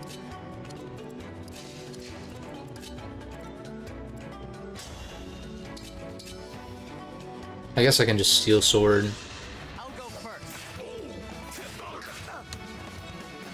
Sure.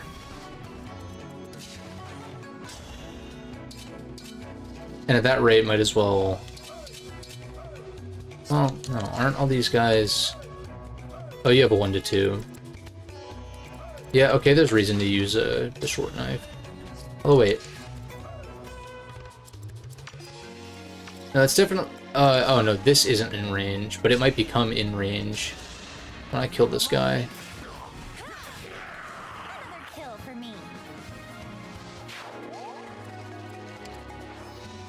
Nope, didn't.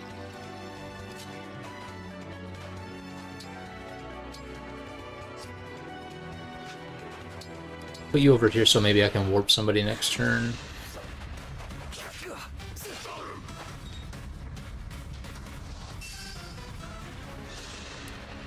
Shot, shot, shot, shot, shot, shot, shot, shot, shot, shot, shots. Everybody! God damn it. Everybody.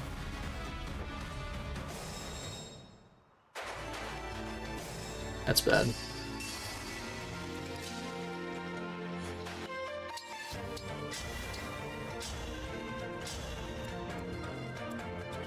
I can kill one of them, and then...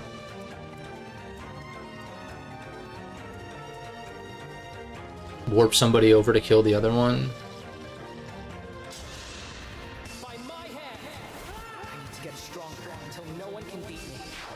Damn, that confidence, though.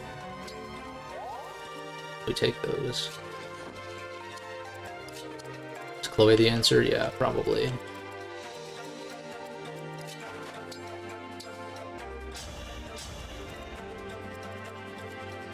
That's as far as you can warp her? Are you fucking serious?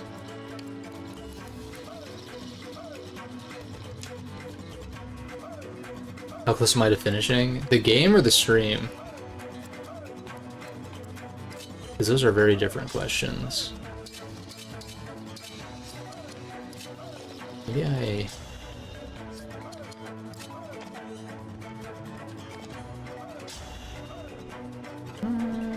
I mean, I guess I don't hate just killing here.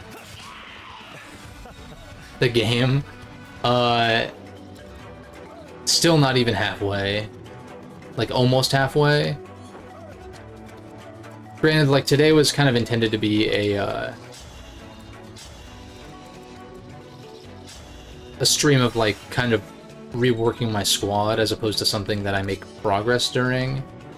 Oh, maybe I can actually bait this guy over then. Instead of attacking the... Yeah, actually... Well, even at that... I can attack you. If I have... I mean, if I had a way to kill, I guess. 17, 19...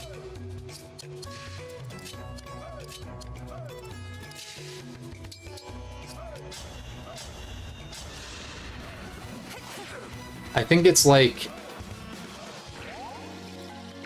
26 chapters, and this is chapter 12. But I've also, like, I've kind of wasted a lot of time on, like, extra stuff that I didn't even end up finishing because it was too, like, my units are too weak.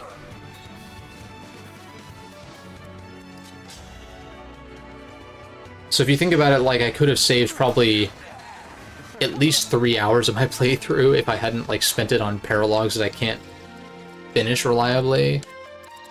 Then that's, like, you know, basically a usual stream's worth of time.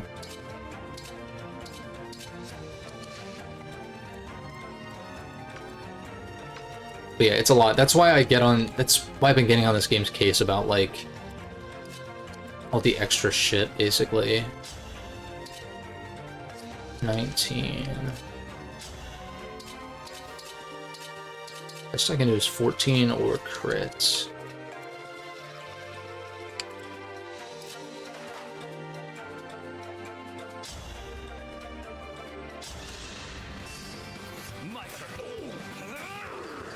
Rest in pieces.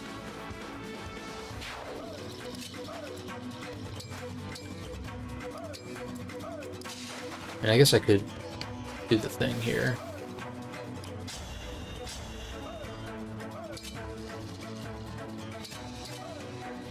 I like that damage.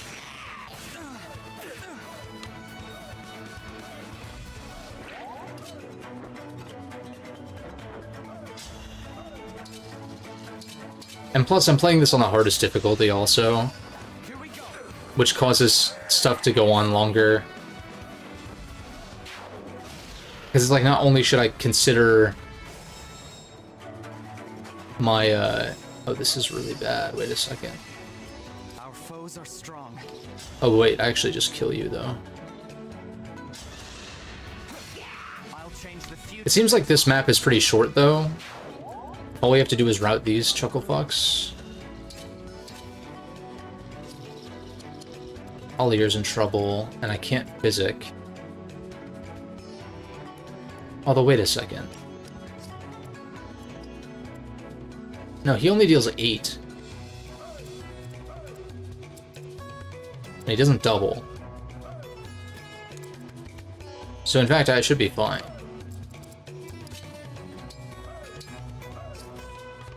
In theory. I might as well just call doubles to make the most out of my turn.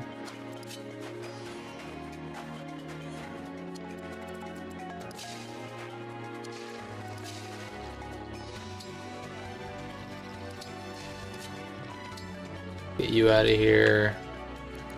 Oh wait, you have physic.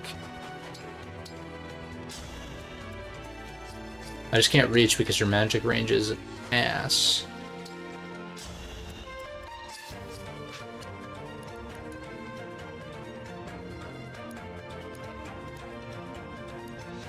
Oh, it's not even, doesn't even scale based on magic?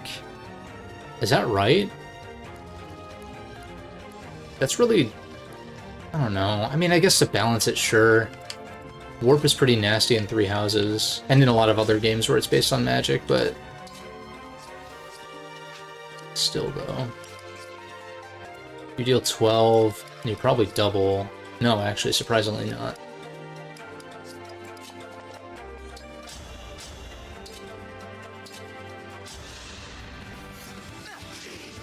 Fucking Christ, man.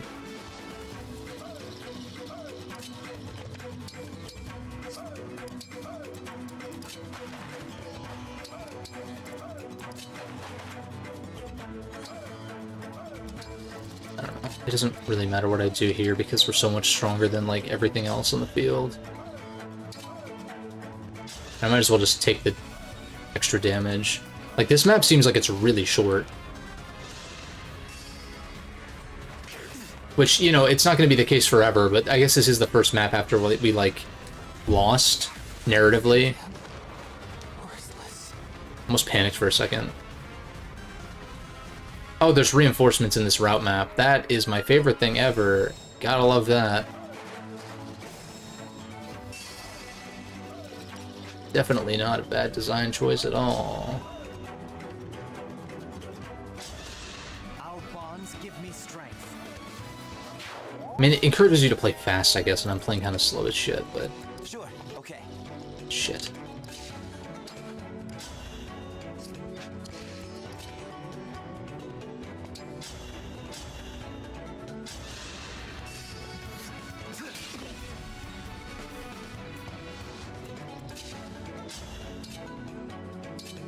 Yunaka, I just want you to kill.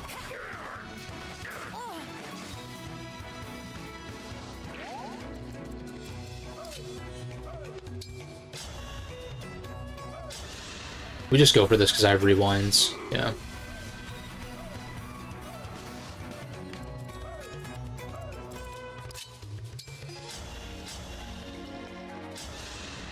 A good wind.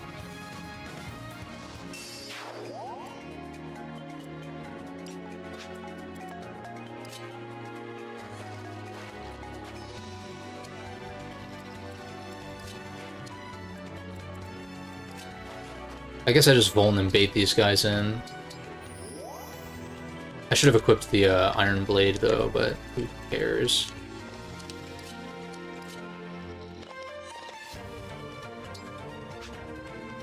Also, I wish I had a ranged weapon on this guy.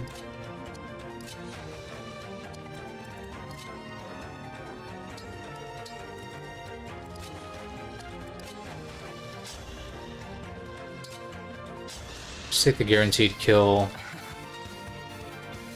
I mean, it could be time to turn animations off, maybe.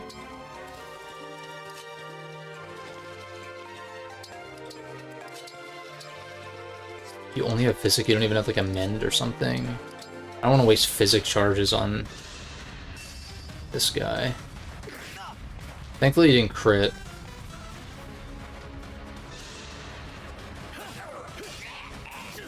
Oh shit. But yeah, that puts me out of range of this other axe guy. Stop.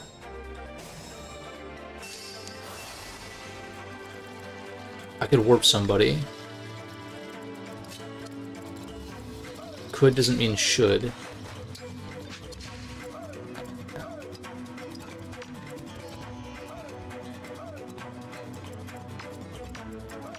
This seems like a short map, I said. A bit rough here.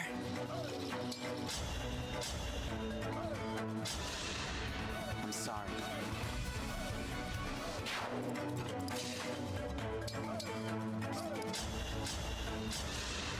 Nailed it!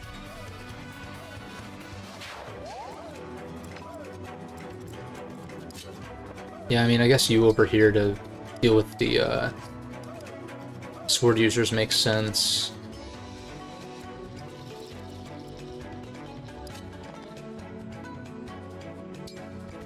This would be a time to use Physic, though, on Diamond, if you can. Yeah, you for sure can, okay.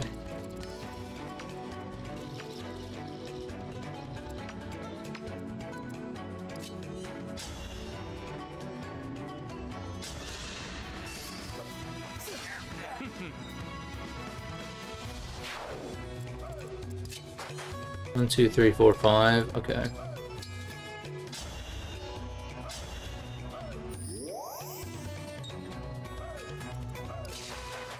Move you closer. I don't want to be in range. Also, what do you have that you're... Oh, okay.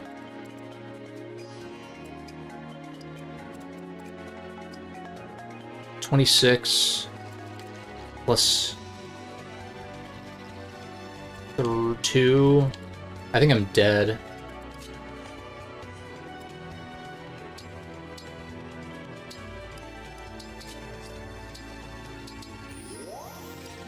I played a little lazy.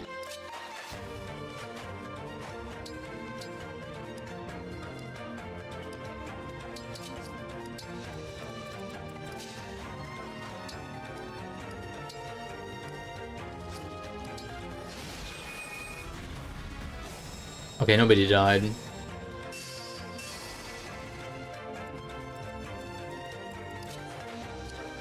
God, that sucks.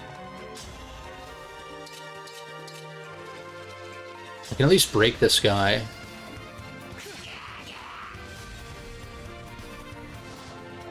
Won't give in.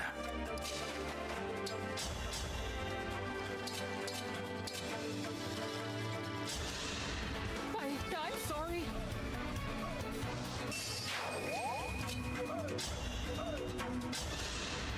Victory is mine. Okay.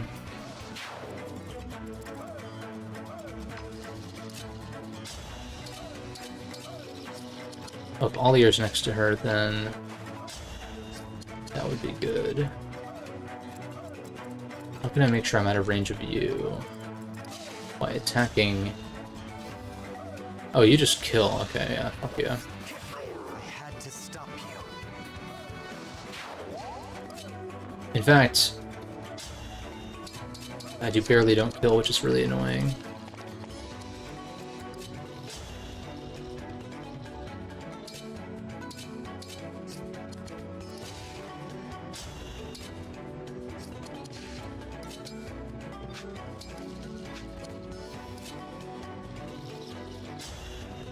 This breaks you at least.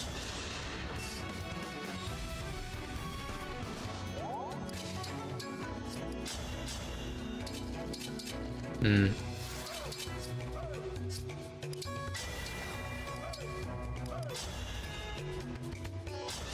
Just land. Okay.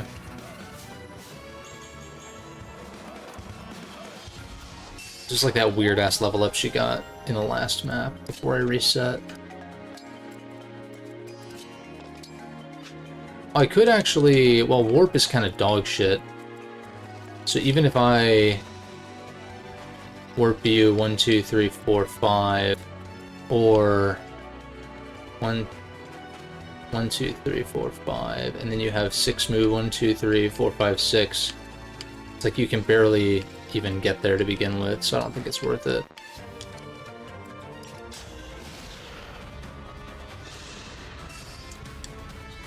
Please tell me that's it for the reinforcements. Oh my fucking god! No, I'm going back to the last turn and ending it there. Absolutely not.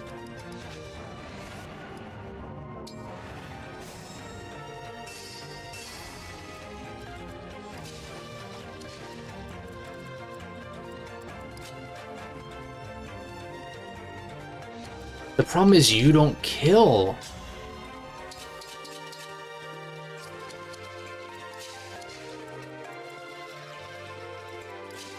Wait a second.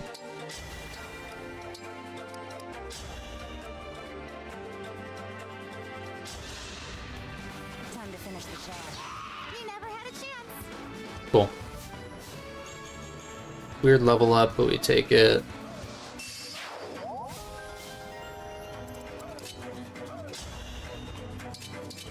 You would kill if Ollier was next to you.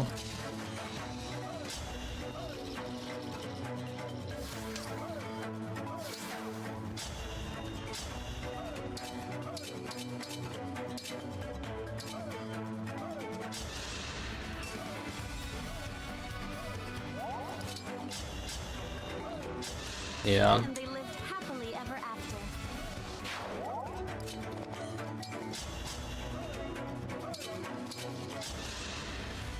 I'll go first. Okay, good. Worst case, I could warp somebody over here.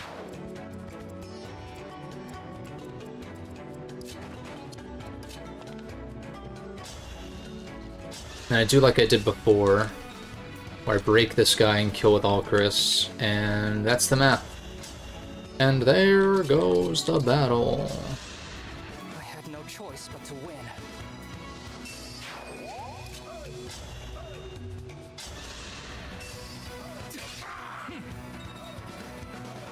Have I become a Fire Emblem purist somehow? that possible? I don't know. I mean, I like the experimental gimmicks and stuff from game to game to an extent, but a lot of my biggest gripes with like the most recent ones is when they get a little too, you know, like I don't really. I mean, Awakening was one of my first Fire Emblems. I guess technically my second. With Sacred Stones being my first, so it's interesting that like I've kind of. Like, people will say if you start with one of those games with a world map and grinding potential and blah, blah, blah, that you'll get, like, the wrong impression of Fire Emblem, and that... Like, some people will say this, that you'll get the wrong impression, and then you'll be drawn to those types of games, and not so much the ones that have limited resources and blah, blah, blah. But it's interesting because, like... Granted, this was over 10 years ago at this point, when I first played Sacred Stones, but... Actually pushing on 15, funny enough. Whenever the Ambassador stuff happened with 3DS, which is like 2011, I guess.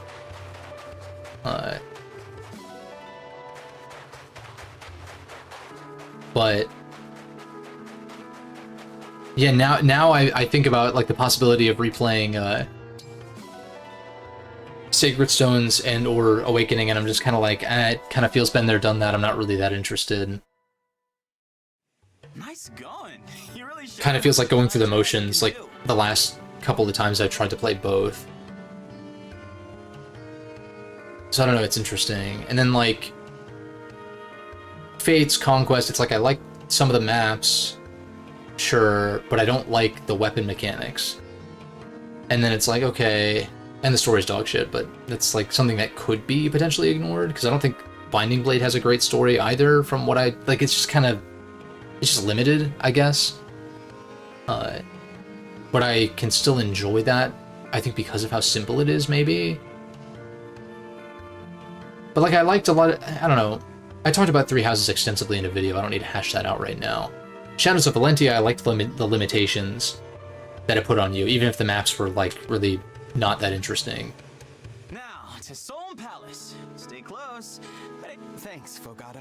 This ought to be interesting. And, like, my biggest problems with Three Houses these days is, like, the things kind of specific to that game and kind of specific to modern Fire Emblem in general.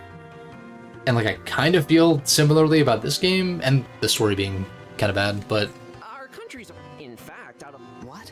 Nope, not the royal... That's... I know. Same thing happened. I may have forgotten the... It was a... Dude, I really don't care. It didn't make sense. I got the feeling she was hiding. Shy. Everyone we've met here is... The queen is too. Let's be on guard. Got it. That was at least a short map.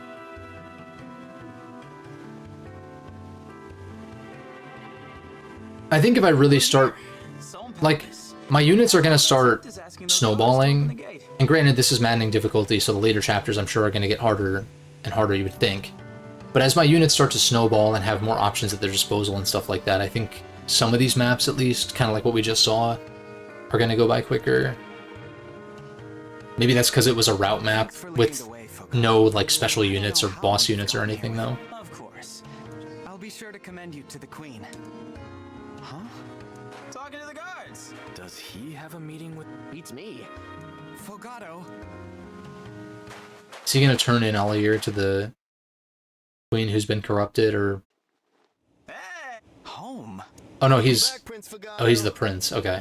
That makes more sense. Yes, let the gate be open! Prince.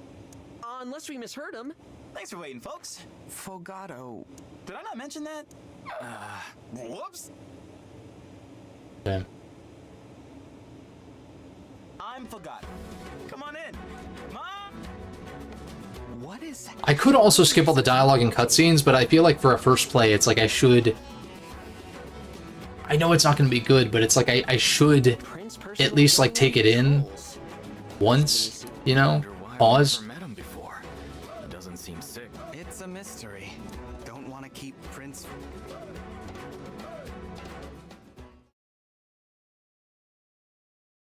Feels like it was made by a B team. I mean, it's possible the A team is working on genealogy or something. Like, I don't know.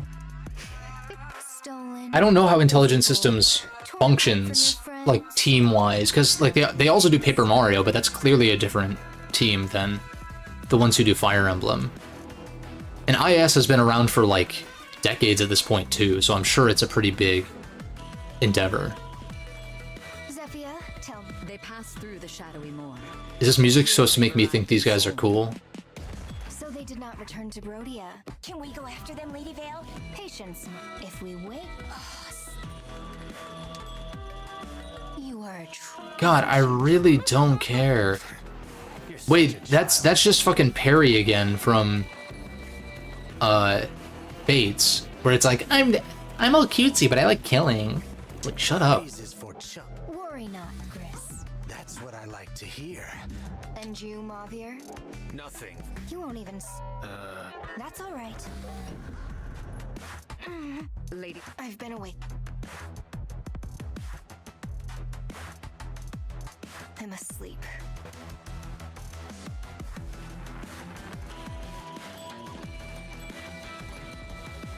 as you will.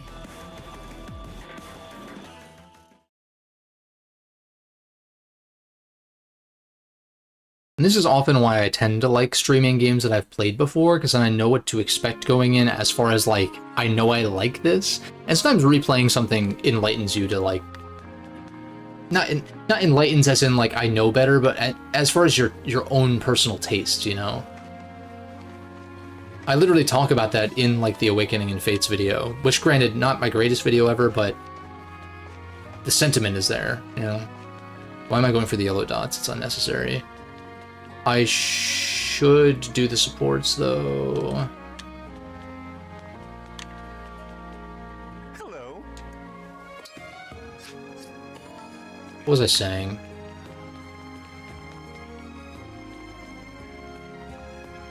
Like, as much of a slog as Three Houses became, I mean, I guess it kind of technically always was, but you don't mind it on a first play because, or at least I didn't. The animations are kind of awkward. It's a criticism I had of Three Houses as well, to an extent, where you have these, like, canned animations that are clearly just... I get it, because, like, doing unique animations for everyone is, like, a lot. But it's like you have really stock animations that you apply to every character model. But then it kind of, I don't know. I kind of think that's why Shadows of Valentia succeeds so much, is because it does it visual novel style, but it's like really, like, it's actually high quality visual novel style. It's not bare bones. Like, it's really compelling visual novel style. Whereas you go to the Switch and it's like a full home console. I know it's a hybrid and it's kind of portable, but you know, it's more of a home console than the 3DS for sure. And so, like, you feel compelled to do fully 3D modeled cutscenes and dialogue and stuff like that, and it's just kind of stiff, you know? If they went back to 2D. Yeah, I mean, I guess... like, sentiment's similar surrounding Pokemon, but I don't think that Fire Emblem is in as bad a place as Pokemon as far as, like, that aspect. But it is still something that I think is lacking. Like, I think about the way that Persona's been able to handle it, and yeah, you could argue that it was stiff and it was kind of stiff and stilted for a long time with Persona. Debatably P5 changed that, but I would even say, like, Persona 3 Reload, like, stepped things up from that front. As far as, like, the 3D model animations and expressiveness and, like, all that kind of stuff. I was pretty convinced by it, actually. I mean, it helps that you have character portraits to kind of distract you, I guess. Which Three Houses also had, so that's, like, something that this game doesn't have. There's no character portraits. So you are just relying on the 3D models. Like, imagine if, like, PS2 Persona 3 or PS2 Persona 4, just Persona 4 in general, until the remake happens. Imagine if that didn't have character portraits and you were just watching, like, the fucking, like, chibi PS2 models interact. Like, I just don't think it would be as... like, the portraits kind of help not only with expressiveness and, like, detail, but also sort of as a distraction from how stiff the models are.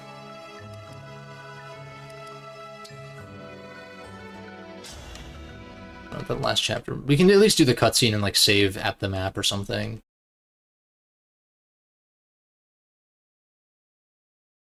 After this map, it'll be halfway point, I think. Divine One, I'm Sephoria. It's an honor Sephora? to meet you, Queen Sephora. And you. And I'm being a surprise. disrespectful, I'm sorry. I never expected Fogado to bring the divine dragon here. Out of everything he's done on his outings, this is the most impressive. I was just doing what any prince would do for his queen. That's mom to you. Anyway, first you, Divine One. Quite the guest list. You have my apologies. Yes, you said. Bell Dragon Sombron's return.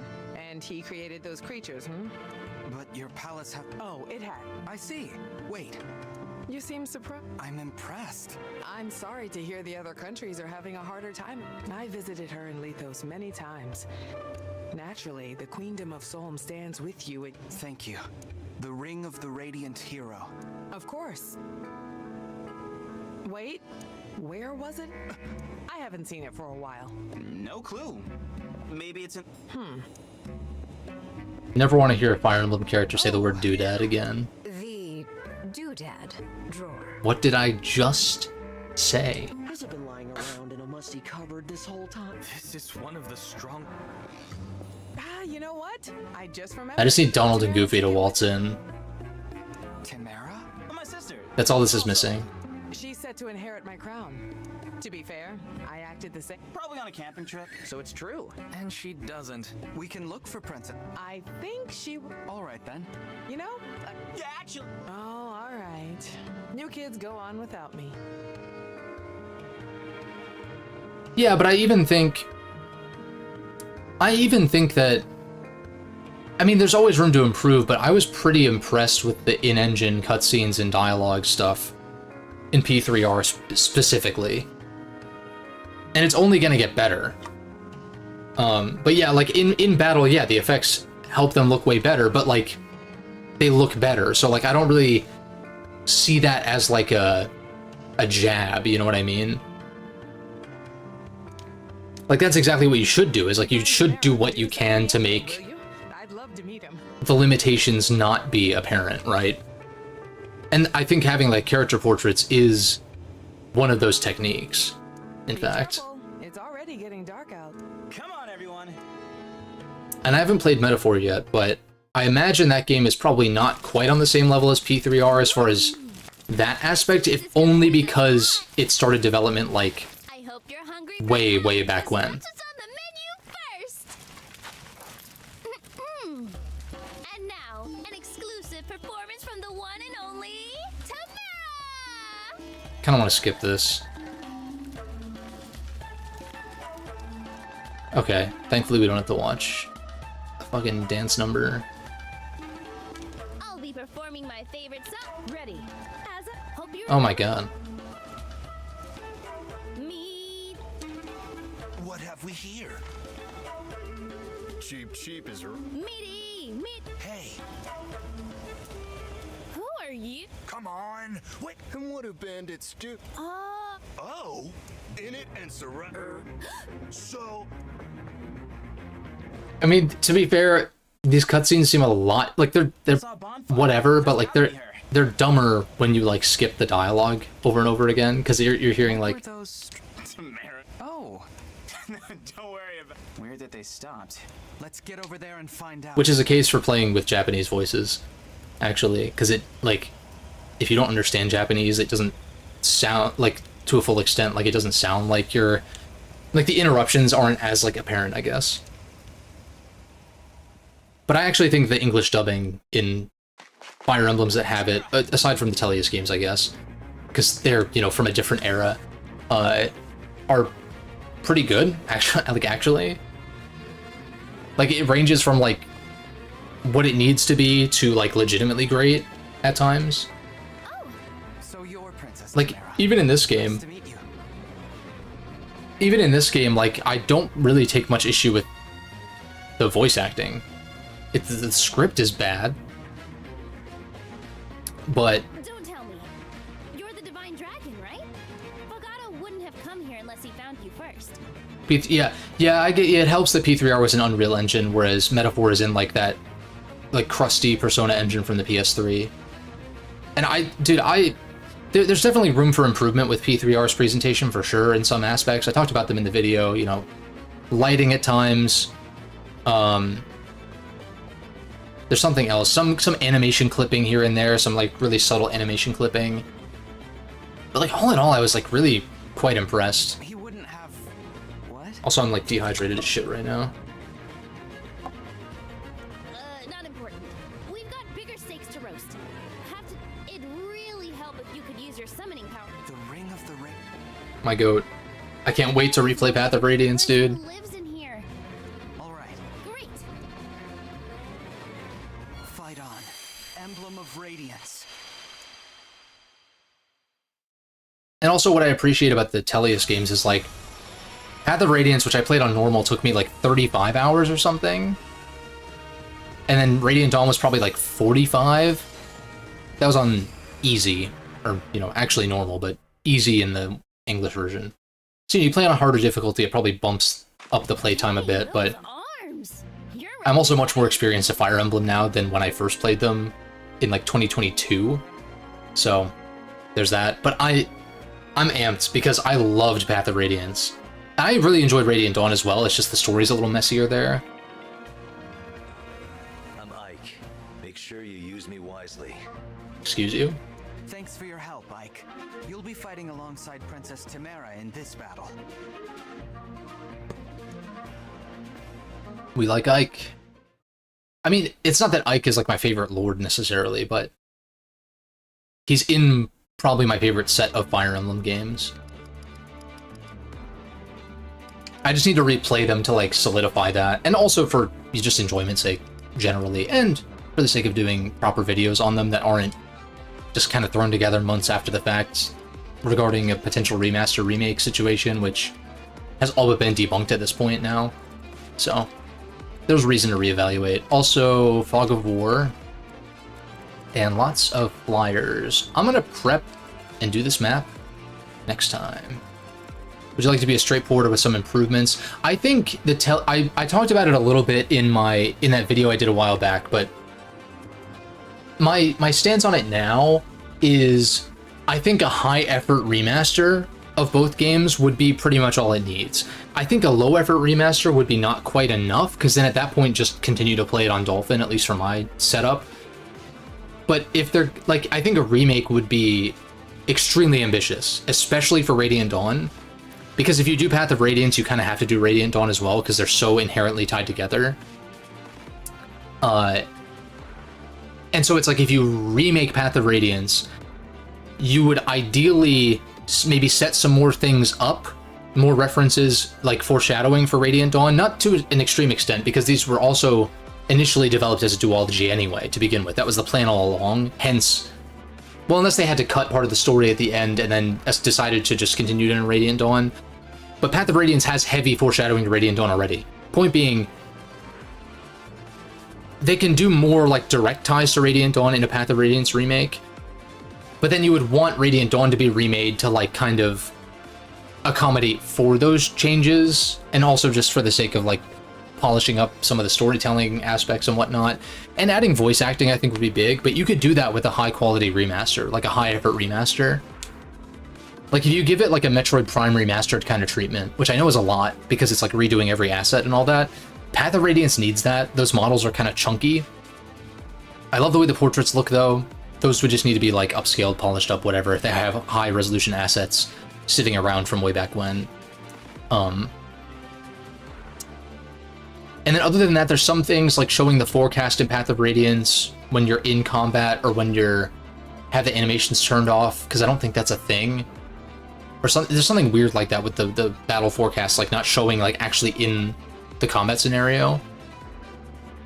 And I guess a lot of it is like kind of bringing some changes from Radiant Dawn over to Path of Radiance. And ideally in Radiant Dawn, it'd be great if there were actual support conversations.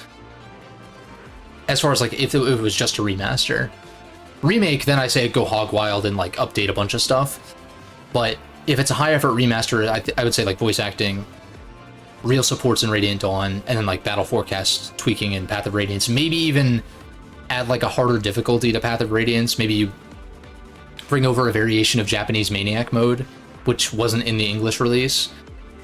But don't remove the way to view enemy ranges and weapon triangle and all that shit, or like whatever the weird shit was in hard/maniac mode for the hardest difficulties for both of those games. Because they make some weird changes where I'm just like, this doesn't need to be the case. Really. I think it's like a cheap way to do difficulty. But, whatever.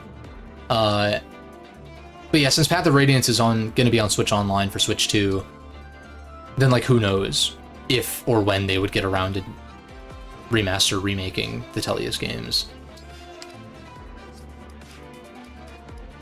The games that haven't been localized yet should be prioritized anyhow. And I think that could include Binding Blade, unless they do a Shadow Dragon and the Blade of Light scenario where they like did an English translation, but it was a limited release. Not that I think Binding Blade should be a limited release, but they could do that, like do an official localization and then release it on Switch Online or something. Yeah, remasters that contain director's cut contents. There's a lot you can do with a remaster. I mean, just look at the Raidou remaster that Atlas is doing. Crazy changes. Like, encounters outside of battle, like, not random encounters, like, you can see the enemies, it seems like. And a lot of the changes from Raidou 2 are being ported over to the first game via a remaster, not a remake. So, like, seeing projects like that make me think, like, man, why couldn't you do a remaster that fixes all that really needs to be fixed about the Tellius games without having to do a full-on remake?